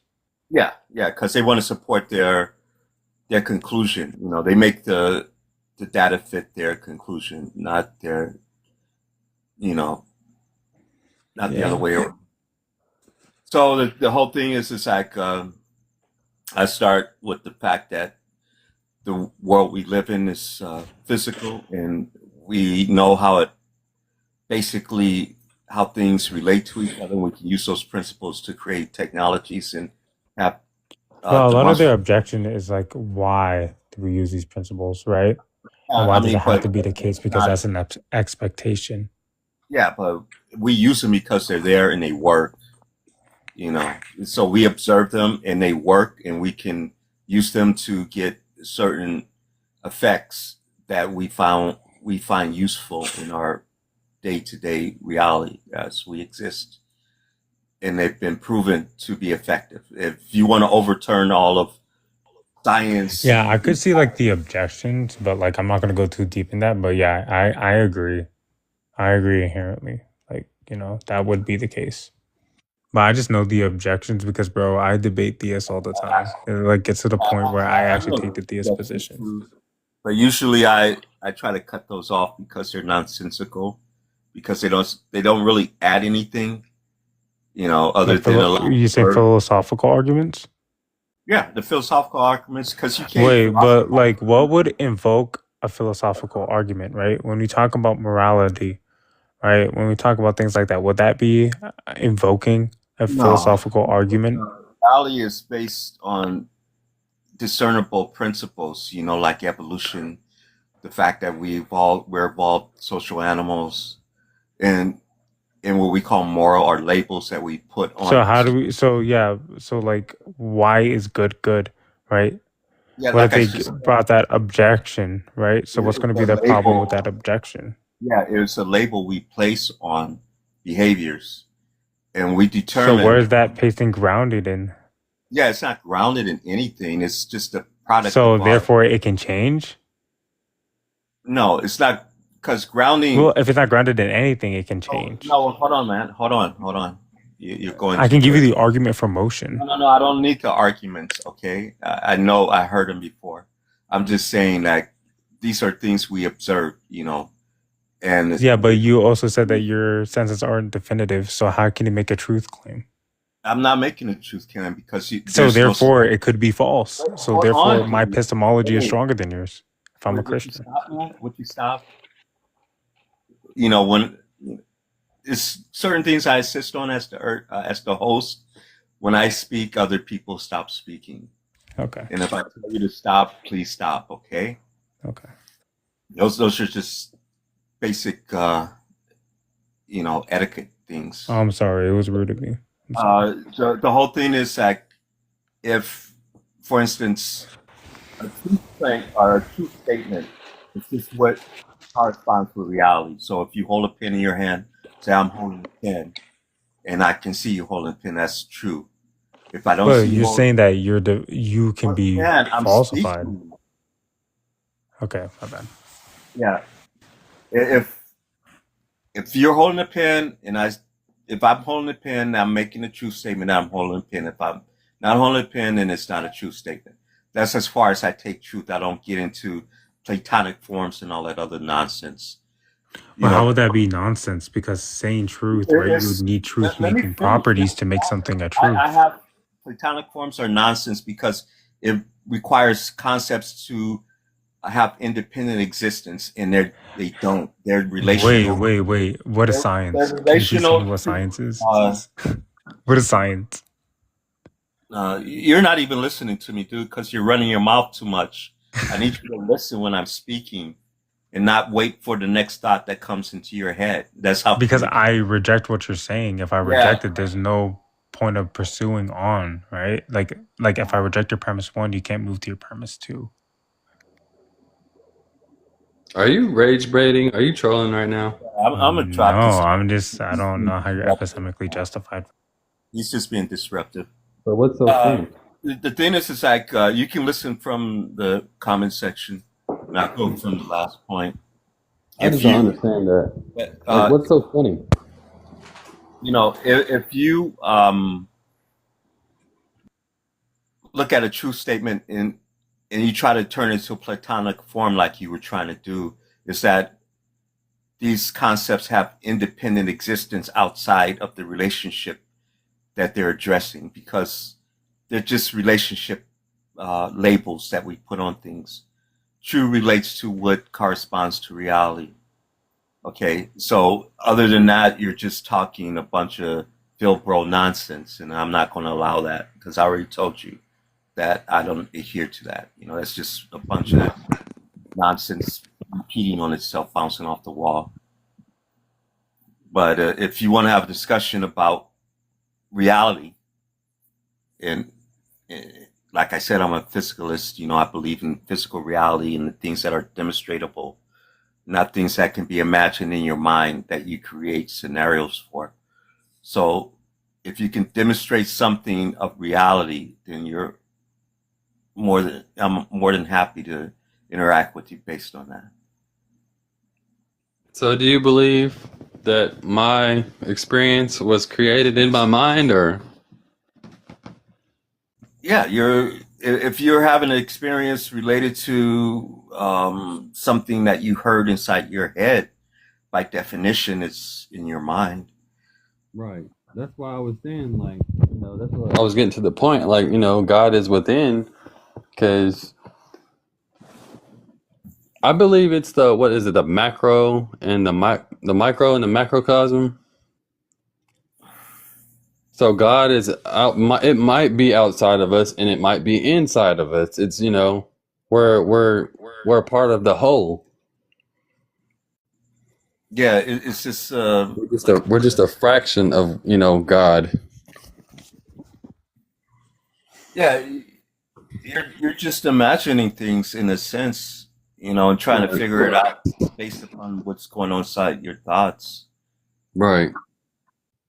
That's, but like my whole change in my life, and I stopped doing a lot of things. I was basically celibate for so long. I stopped eating certain foods. I stopped putting certain foods into my body. hold on one Like second. I stopped drinking soda. I stopped eating sugar. I stopped drinking. Man, hold on. Okay. Who's Lucky? Yeah, Did you want to add something? I'm just listening right now. I don't have any comments to say at the moment. Oh, you can join in on the conversation. Oh, okay. I mean, do you have anything to ask or I mean, what is the religion, or do you have a religion? No, I'm not really religious. What are you, atheist? Yeah, that's where they don't You believe don't in believe God, in right? God. Yeah, you don't believe in God. Okay, yeah, then I'm that. All right. Well, I'm an atheist as well, and David here is a theist of some type. Not Christian, but some other type of theist. I mean, like, it's weird, bro, because like I don't go under any type of like, I guess, denomination or whatever. Like, people will say, like, Yahweh is like a evil god or whatever, or a thunder god or whatever. But bruh, I believe in what the body is. You feel me? Like, if the body is of God, how can the body be evil, or how can something in the body be bad? Like, the God didn't make a mistake whenever He gave me lungs or all my organs and stuff. Like, Give you anything, dude. That is total biological development. You right. start as a sperm and an egg that got together and exchanged DNA data with each other, information. We were made. Okay, so I do believe we were made in God's image. So if that's the case, then we are sacred. We are holy. We're dual in nature. You feel me? We're spiritual and we're human. Hold on one second, David. Unslept? Yeah, I'm here. I'm just waiting for him to stop talking so I can talk. Oh, that's fine, bro. That's all you had to do is say something, man. I'll let you talk, dude. I'm not gonna keep rambling. Hold on one second. Unslept, did you have anything? Just call me Idol, because Idol? Well, I'm definitely deaf and can't hear things like the truth. So I mean, what's your anyway, okay, just to speak. what's that? Oh, Your like sound speak. quality is kind of bad, though. You know, so it's Huh? kind of hard for me to hear what you're saying. Oh, like, am I too Yeah, like? that's Do I better. sound far? So, what's your religious affiliation? Well, I'm not religious, but my family is like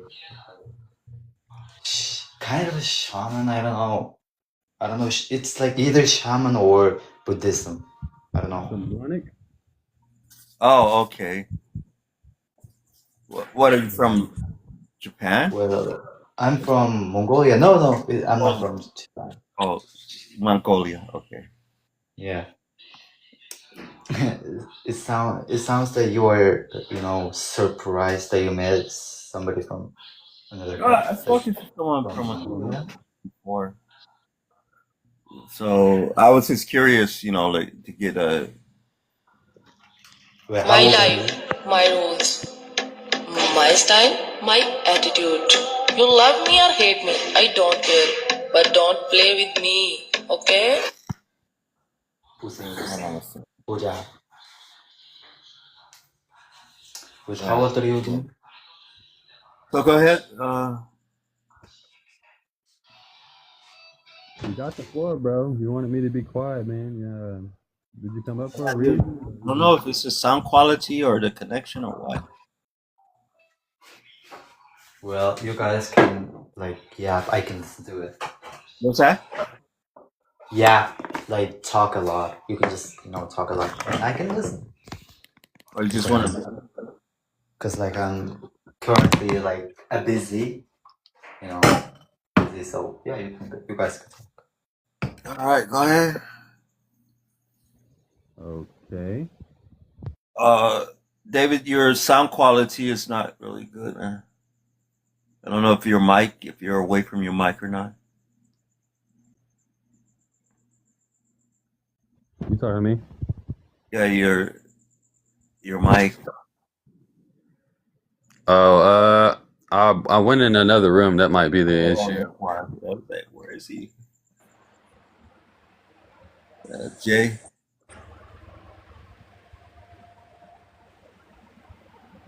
JY. JY. Can you hear me?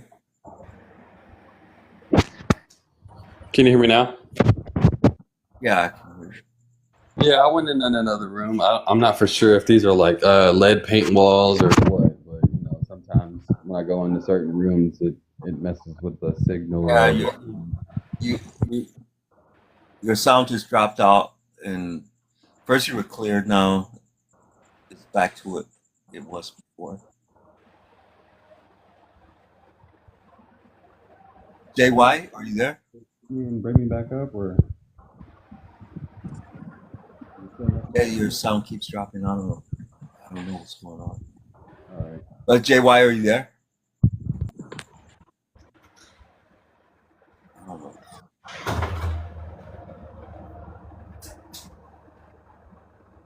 Yeah, I think you need to fix your mic as well. Let's see, who is this? Rob.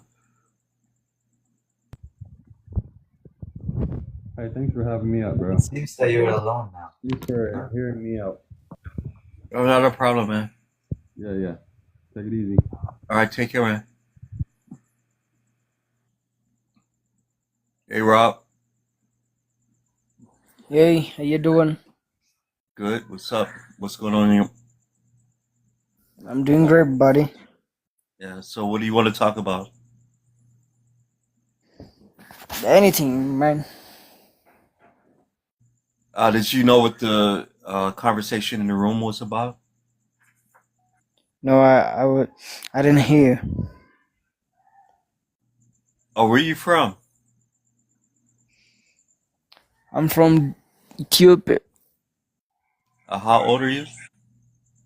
20. All right. Yeah, I don't know if you looked at the room or not, but it's about religion and why you believe what you believe. And What? what is your religion? I'm Orthodox Christian. Okay. So What why? about you? Where are you from? What's that? Where are you from? I'm from Los Angeles. Los Angeles. Yeah, in the U.S. Yeah. So what do you do for a living? What do I do for a living? Mm. I talk to you. That's your work? Yes, my work. So what? You're Orthodox Christian. So what caused you to do that or become that? Become that my parents, So indoctrinate. they And are Orthodox Christian, so I became Orthodox Christian. yeah, that's usually the way it works. No. How old are you? You said 20, I believe. No, you. Oh, I'm 61. 61? Yeah, As 61. as in like 6'1". Yeah, 61. Oh. But you sound doesn't like that. You sound like 20, you know. Yeah, that's Yeah. what some people believe. I've been around for a long time. Grandparents. What's that? Do you have children? Yeah, my children are grown.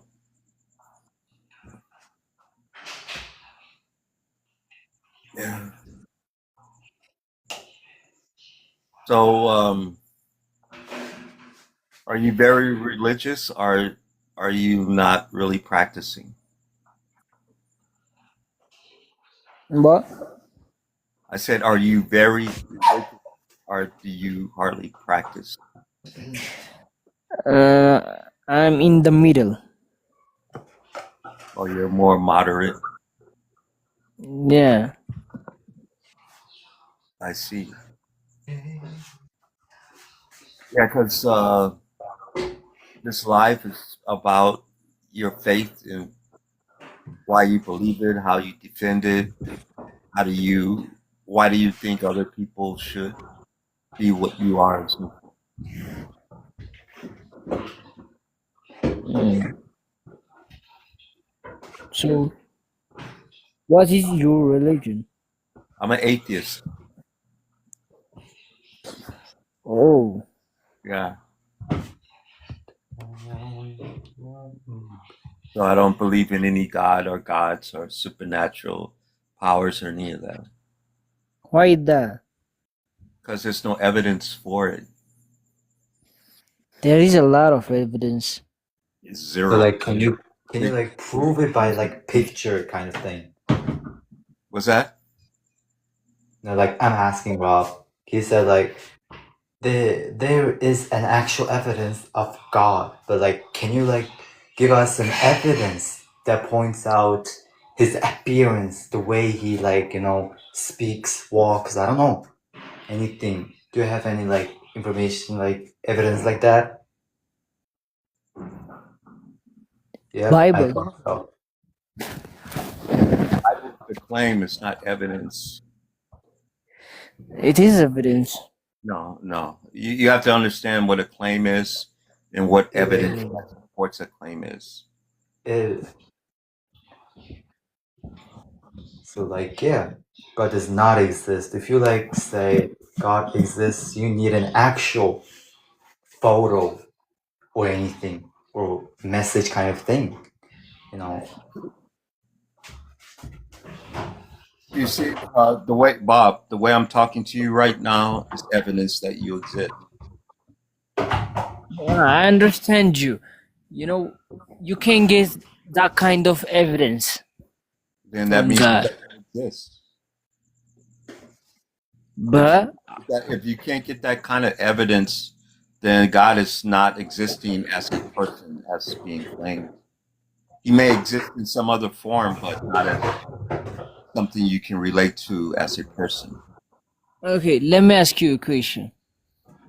What? How do you think human existed? I came from my mom and dad. No, I don't ask about you. I ask about from the beginning. The beginning of what? The world or the universe or where? What beginning are you talking about?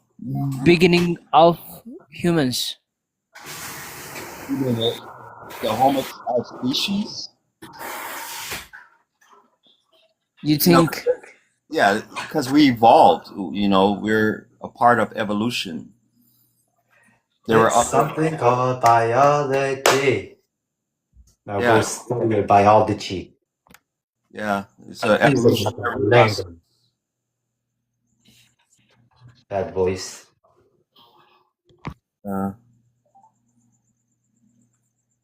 So, Bob, that's where humans came from. Evolution. We're not in the same position. We're not in the same position. Yeah, What do you mean? we don't have the same mindset. Yeah, because I believe in reality. What can be shown to be the case, not what I believe in inside of my mind. But Uh, we need to know the fact that everybody has a different kind of conscience in their minds. So Yeah. So my worldview is based upon truth, which corresponds to reality.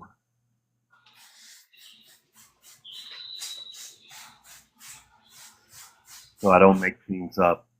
I find out the way they actually are, what can be demonstrated, supported by evidence, basically. That's why you have to know the difference between evidence and claims. There are distinctive differences.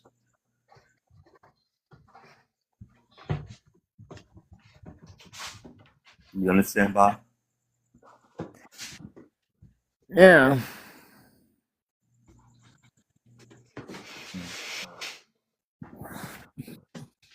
What is your worldview anyway, Bob? Where do you think reality comes from, and how can you support that conclusion?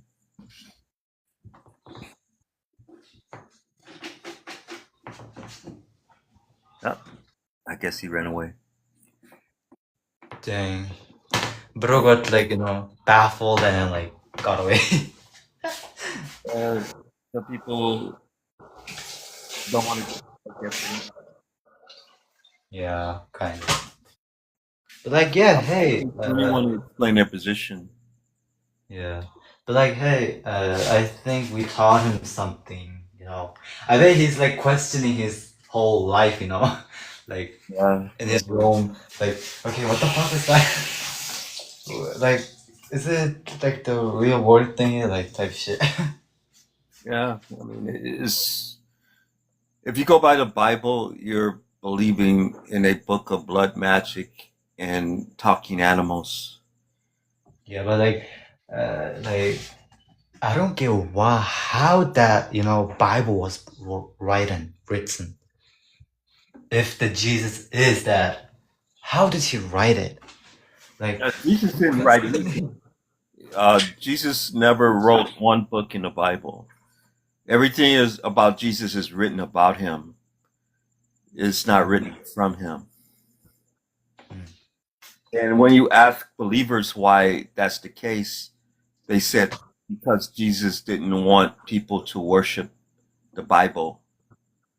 Like if he would have wrote it himself, then they would have worshipped the Bible instead of his message, which makes absolutely no sense. No sense. Okay, what if the people worships him? What is gonna go wrong? Is he gonna die out of nowhere? Is someone gonna poison him or not?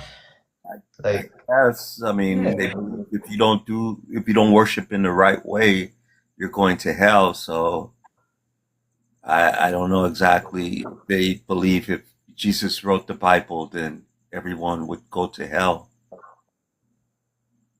It's basically what they're saying. Dang. Well, I'm practically going to hell, so I don't care. Yeah.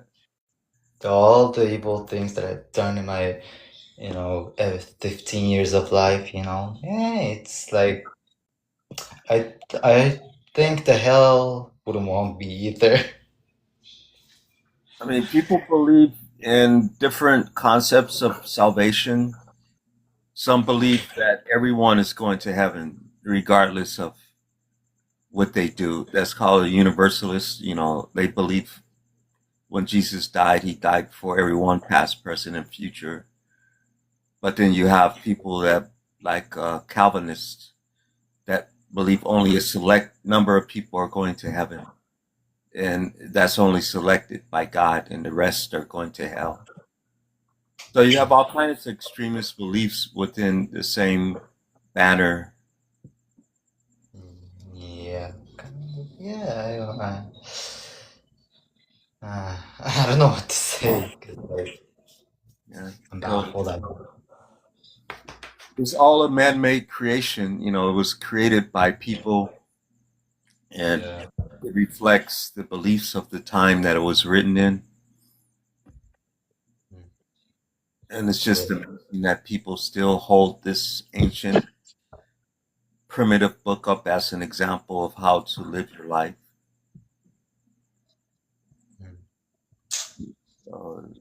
It's bizarre all the way through. Well, I was thinking about the shamanism, the thing that worships the sun, the earth, and every other thing, Yeah. Well, I've been thinking about that, and I do believe that shamans are the real gods, disguised as people, because they are speaking from other kind of ghosts that can see the person. I don't know. I mean, the way I view it is that God and gods are unnecessary. We have minds. We can observe the reality around us, our environment. So people used to think winds and lightning and thunder and all these things came from gods, or when the earth shook, or that was a god being angry or something. But it's just natural processes. Yeah, it is. You don't need to add any extra machinery to it by putting a god onto it. Are you an English professor type shit? Because all the words that you are using sounds like a advanced kind of English. So yeah. Yeah, I just like to read and learn about things, so. Oh, that's why you sound so, professional, I suppose. Yeah. It's just trying to understand how other people believe. Because I have my own, I'm what they call physicalist. I believe in physical reality. I don't believe in anything supernatural whatsoever. So when I hear people say God did this or God did that, I try to understand where they're coming from. Like, how did they reach that conclusion? And it's usually ignorance, because they don't understand something. They label that God's power or something to that effect. But if you really look into it, you can explain it just using a scientific method. Or Even philosophical issues can be Yeah. explained in science as well. Yeah. Okay. Well, yeah, I think. Well, now that I think of it, when I say, God is real, He exists in the outer universe, I just want to punch them now, because, they're just spouting nonsense Yeah. all over. How would they know if God's in another universe? How would you have access to a God in another universe? That's just your imagination. It can't be reality. Yeah, it's like your opinion. So yeah, It's not you even an opinion; it's an imagination. Like I have an invisible 6 foot rabbit that looks like a man that wears a 3 piece suit. You know, I can say anything, and you say prove it. I say it's in another universe. Then how could you even question it? how can you like see the the different universe? Because you can't. It's beyond your capacity to interact with. You push it outside of time and space, it means it doesn't exist any longer. So it's just a way of defending your theology without having to explain it. You don't have to explain anything. You just make accusations and assertions, and people are supposed to accept it without question. Well, yeah, that's what I may suppose. Well, other than that, we should, respect other people's minds too, I mean, they are expressing themselves after all. Yeah, I mean, I have no problem with them expressing themselves, but unfortunately, the way that you come to your decisions are based upon your worldview, and it has real world effects. Even though it's a fantasy, it affects the real world and other people, especially when you get into politics and law and so forth. You come to conclusions without a rational thought. You end up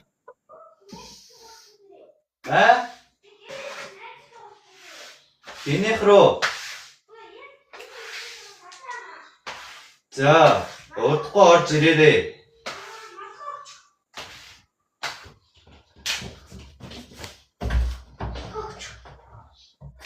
Noksha! Oh my god, I'm gonna kill my fucking little brother when he gets home. That's the main problem with holding positions. You can't defend with reality.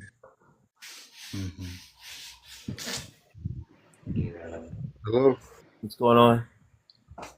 What are y'all talking about? We're talking about religion. What's your faith, and Reli- how do you justify it? How do you defend your belief systems? Well, I believe that a lot of things in Revelations in the Bible have came true. I think there's What? probably Revelation was like wars and rumors of wars, that's right. earthquakes, but that's always been happening. So You know, Revelations was written about Jesus, not Jesus, but Julius Caesar. I don't know that. No. Yeah, that's what the term 666 is. His name.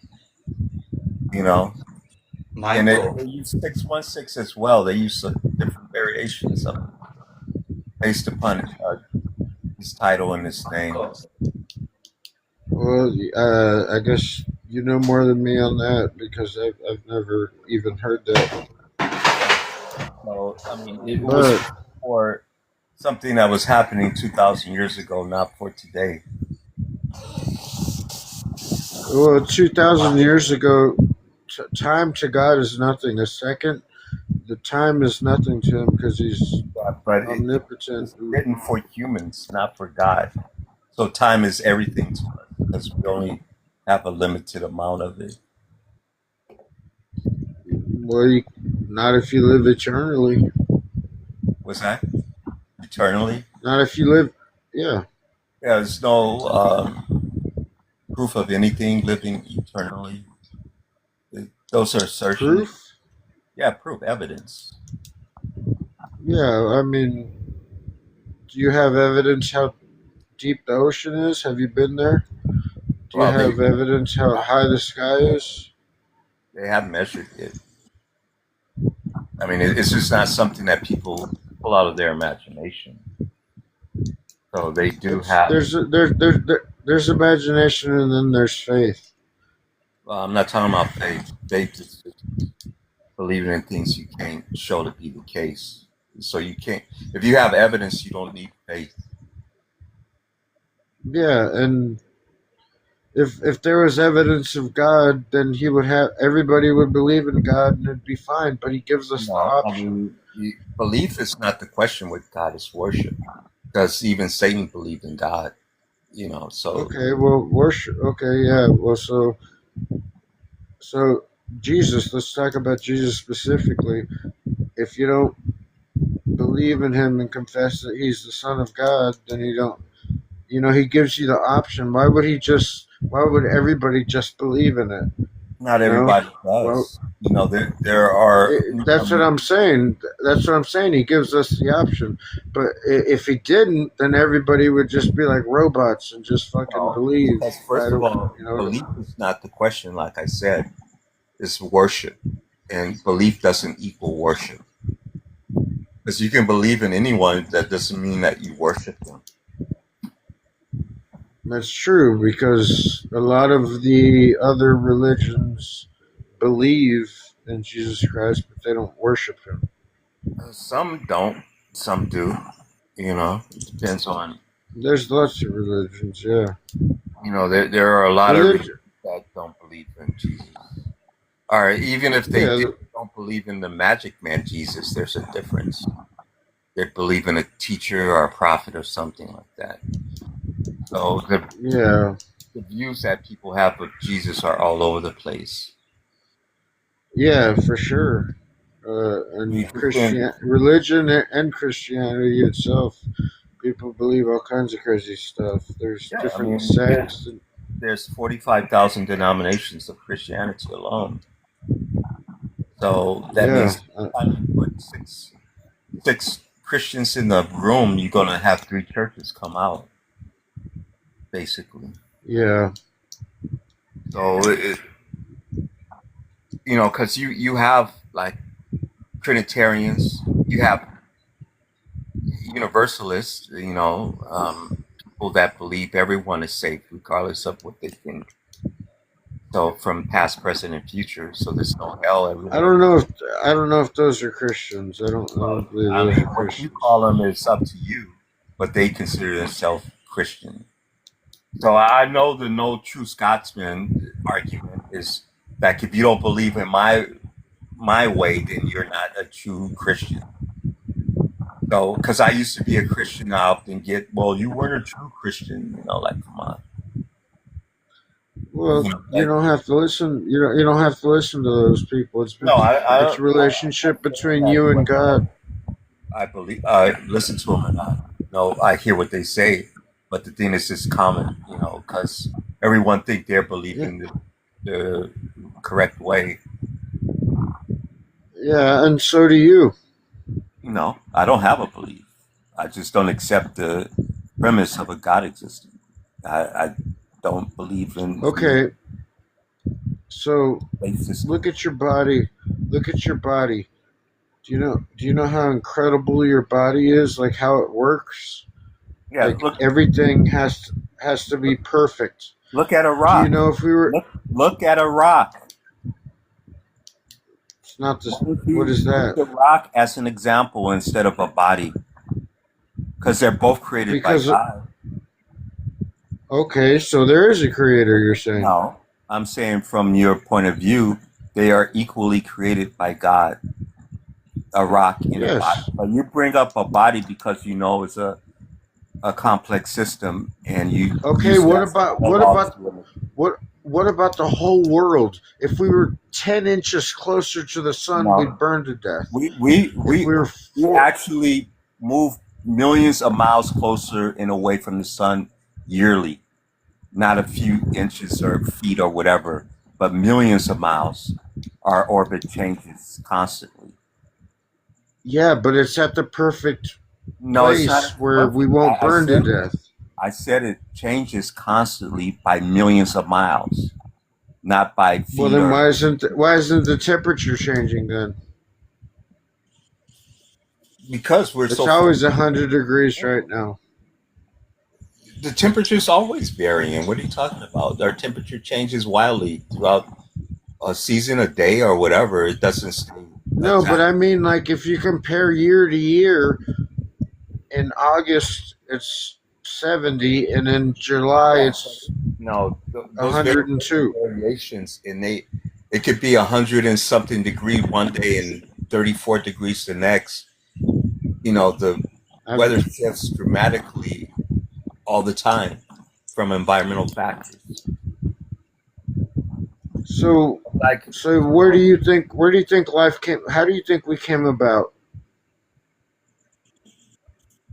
As a species, Exactly. through evolution, we evolved. We adapted to our environment, and We came from apes. we are apes. We're great apes. That's our classification. Homo So sapiens. that's what you believe. No, that's just a classification. That's a label that scientists put on organisms. You know, that doesn't exist anywhere except in our minds. You know, that's language. So we Well, have. if we came from apes and evolved, why are they still here? We didn't come from apes. We are apes. We're a species of ape, of great ape. It's called a Homo sapiens sapien. That's a primate. You know, so we didn't come from anything. We are still that thing. If you say so. Well, I mean, that's you got Okay, the- but where did the ape come from?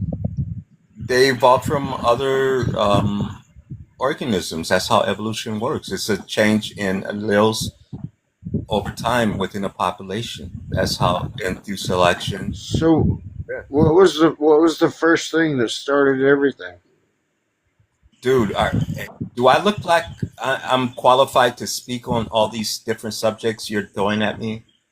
Are you looking I for can't see you. my knowledge, or what? I mean, I'm looking.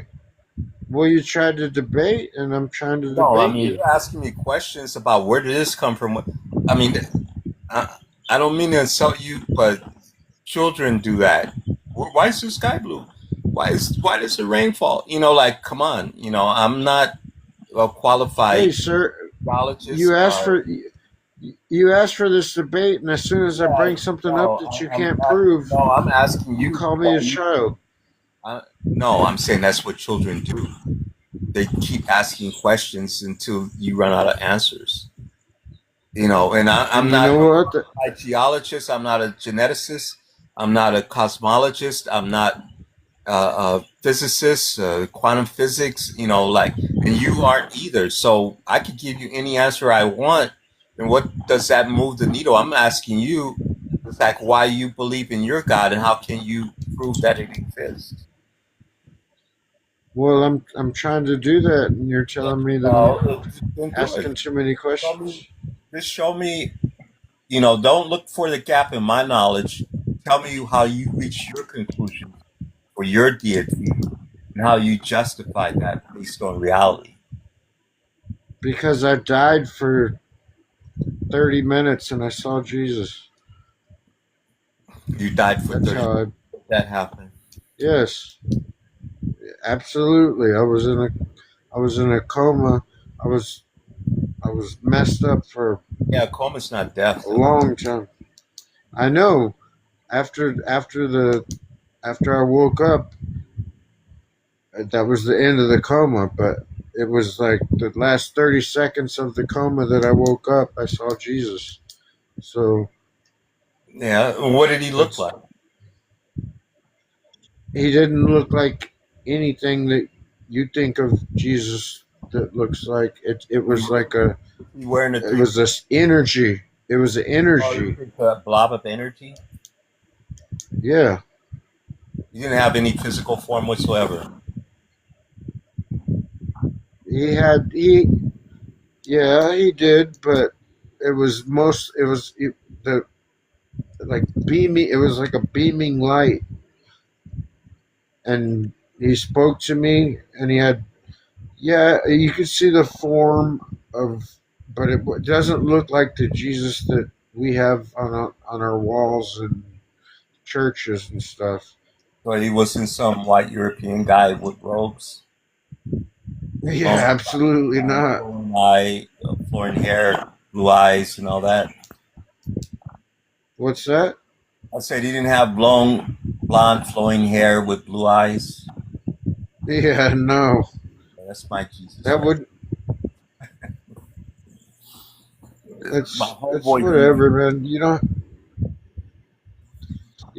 don't have to believe. I mean, Whatever. because that's not the representation in the Bible. Because when he rose, he was in a physical form. You were able to touch him. He had wounds. He was seen, and he rose, and he ascended into heaven in a physical form, like a body. Yeah. So Yeah, he but should do still you be understand? In heaven, he's God. He's 3 in 1. Yeah, So that's he's not Jesus. He's not that's Jesus in heaven. I find I find the Trinity and the hypostatic union to be the most nonsensical BS I've ever heard.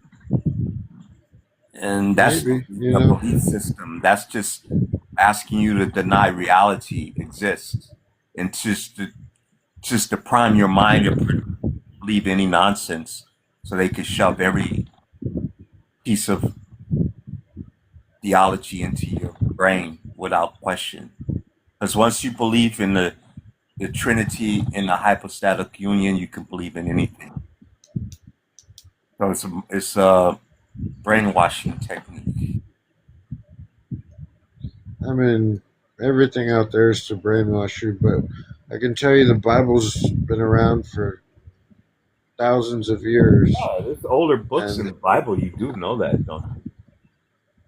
It wasn't the first spiritual book ever created. It wasn't the first book talking about God ever created. I don't know what was, but yeah, I mean they have other like the Epic of Gilgamesh that has the flood story, that has the Garden of Eden in it. These are older books that.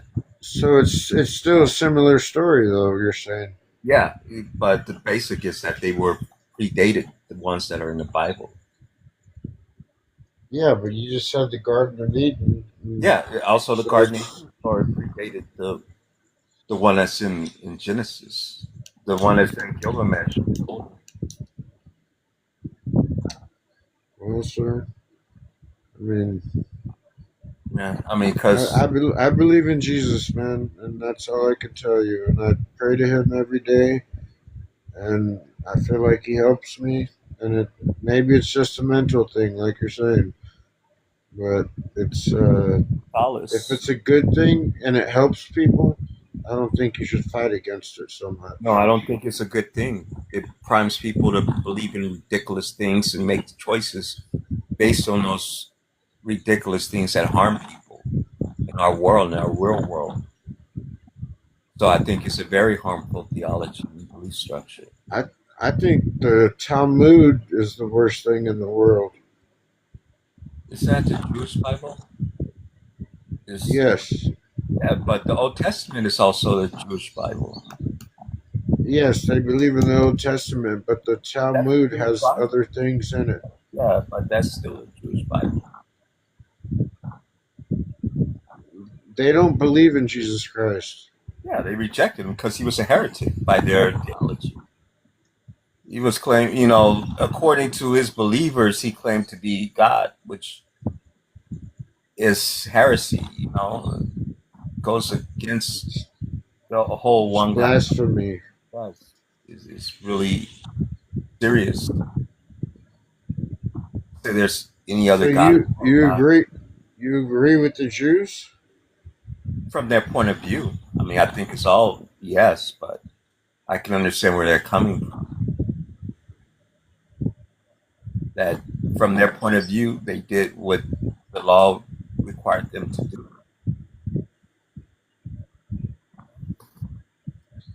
Yeah, I guess so. Not the Messiah based upon their theology.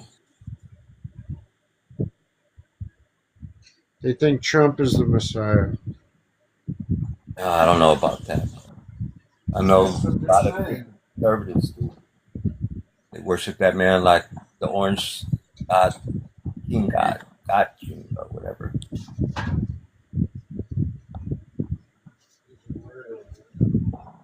But yeah, so it's all, Anyway, man, nice chatting with you, and I respect your beliefs, and I don't know where this got us, but maybe it got me thinking about stuff at least, but I doubt that you are thinking any differently. well, reality will But speak for itself. I'm always open to what's real. We for can. sure, man. Well, I'll follow you, and maybe we can chat again. All right. All Good right, talk. brother. Have a good night or a good day. I mean, I don't know what time it is where you're at. It's like in the morning, early morning. Okay. All right, brother. Well, then have a good day. Take care. Later. Later.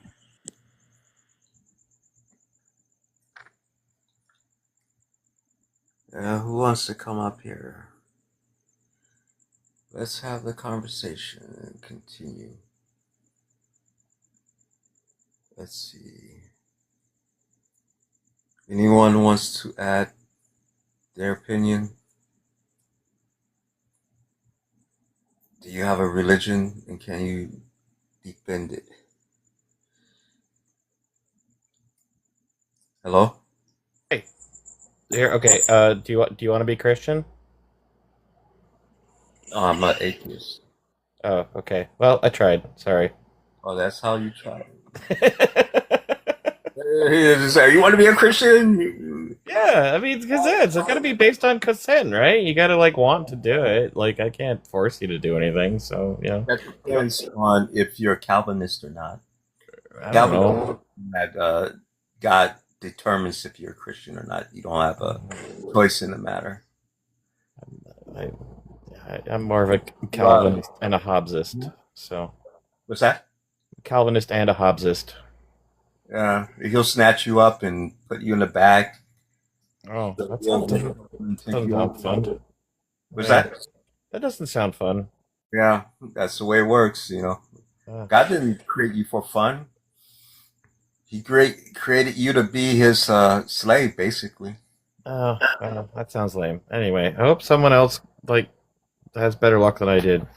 Not really. Not really. I don't really hope that. I was just making jokes. If they come up with some good, convincing evidence, I'll be on board with it. If it, I can't. I haven't seen any myself, so I can't do that. If it corresponds with reality, that's all I'm asking. Right? Yeah. See, I'm on your side on that one. So I told them what I need, and they get frustrated and insulted. Yeah, I need the fool to knock at my door, sit down, have a coffee, take some selfies. Everything else a person that exists can do. Yeah. Well, seems fair. Yeah. This boy. If you want to come up and have a discussion, let's do that. Come up, let your voice be heard. Yeah. So I'm interested to know what you believe in and why. If you can speak on that, that would be wonderful. If you have some evidence, I'm looking forward to it because I haven't received any yet.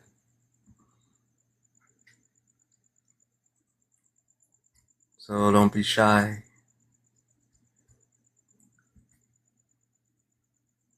Yep. Let's see what's in here. So who's in the room right now? Willie Boy? JY? Did we speak? Are you there, JY?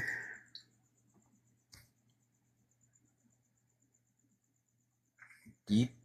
Is that deep? Surgeon?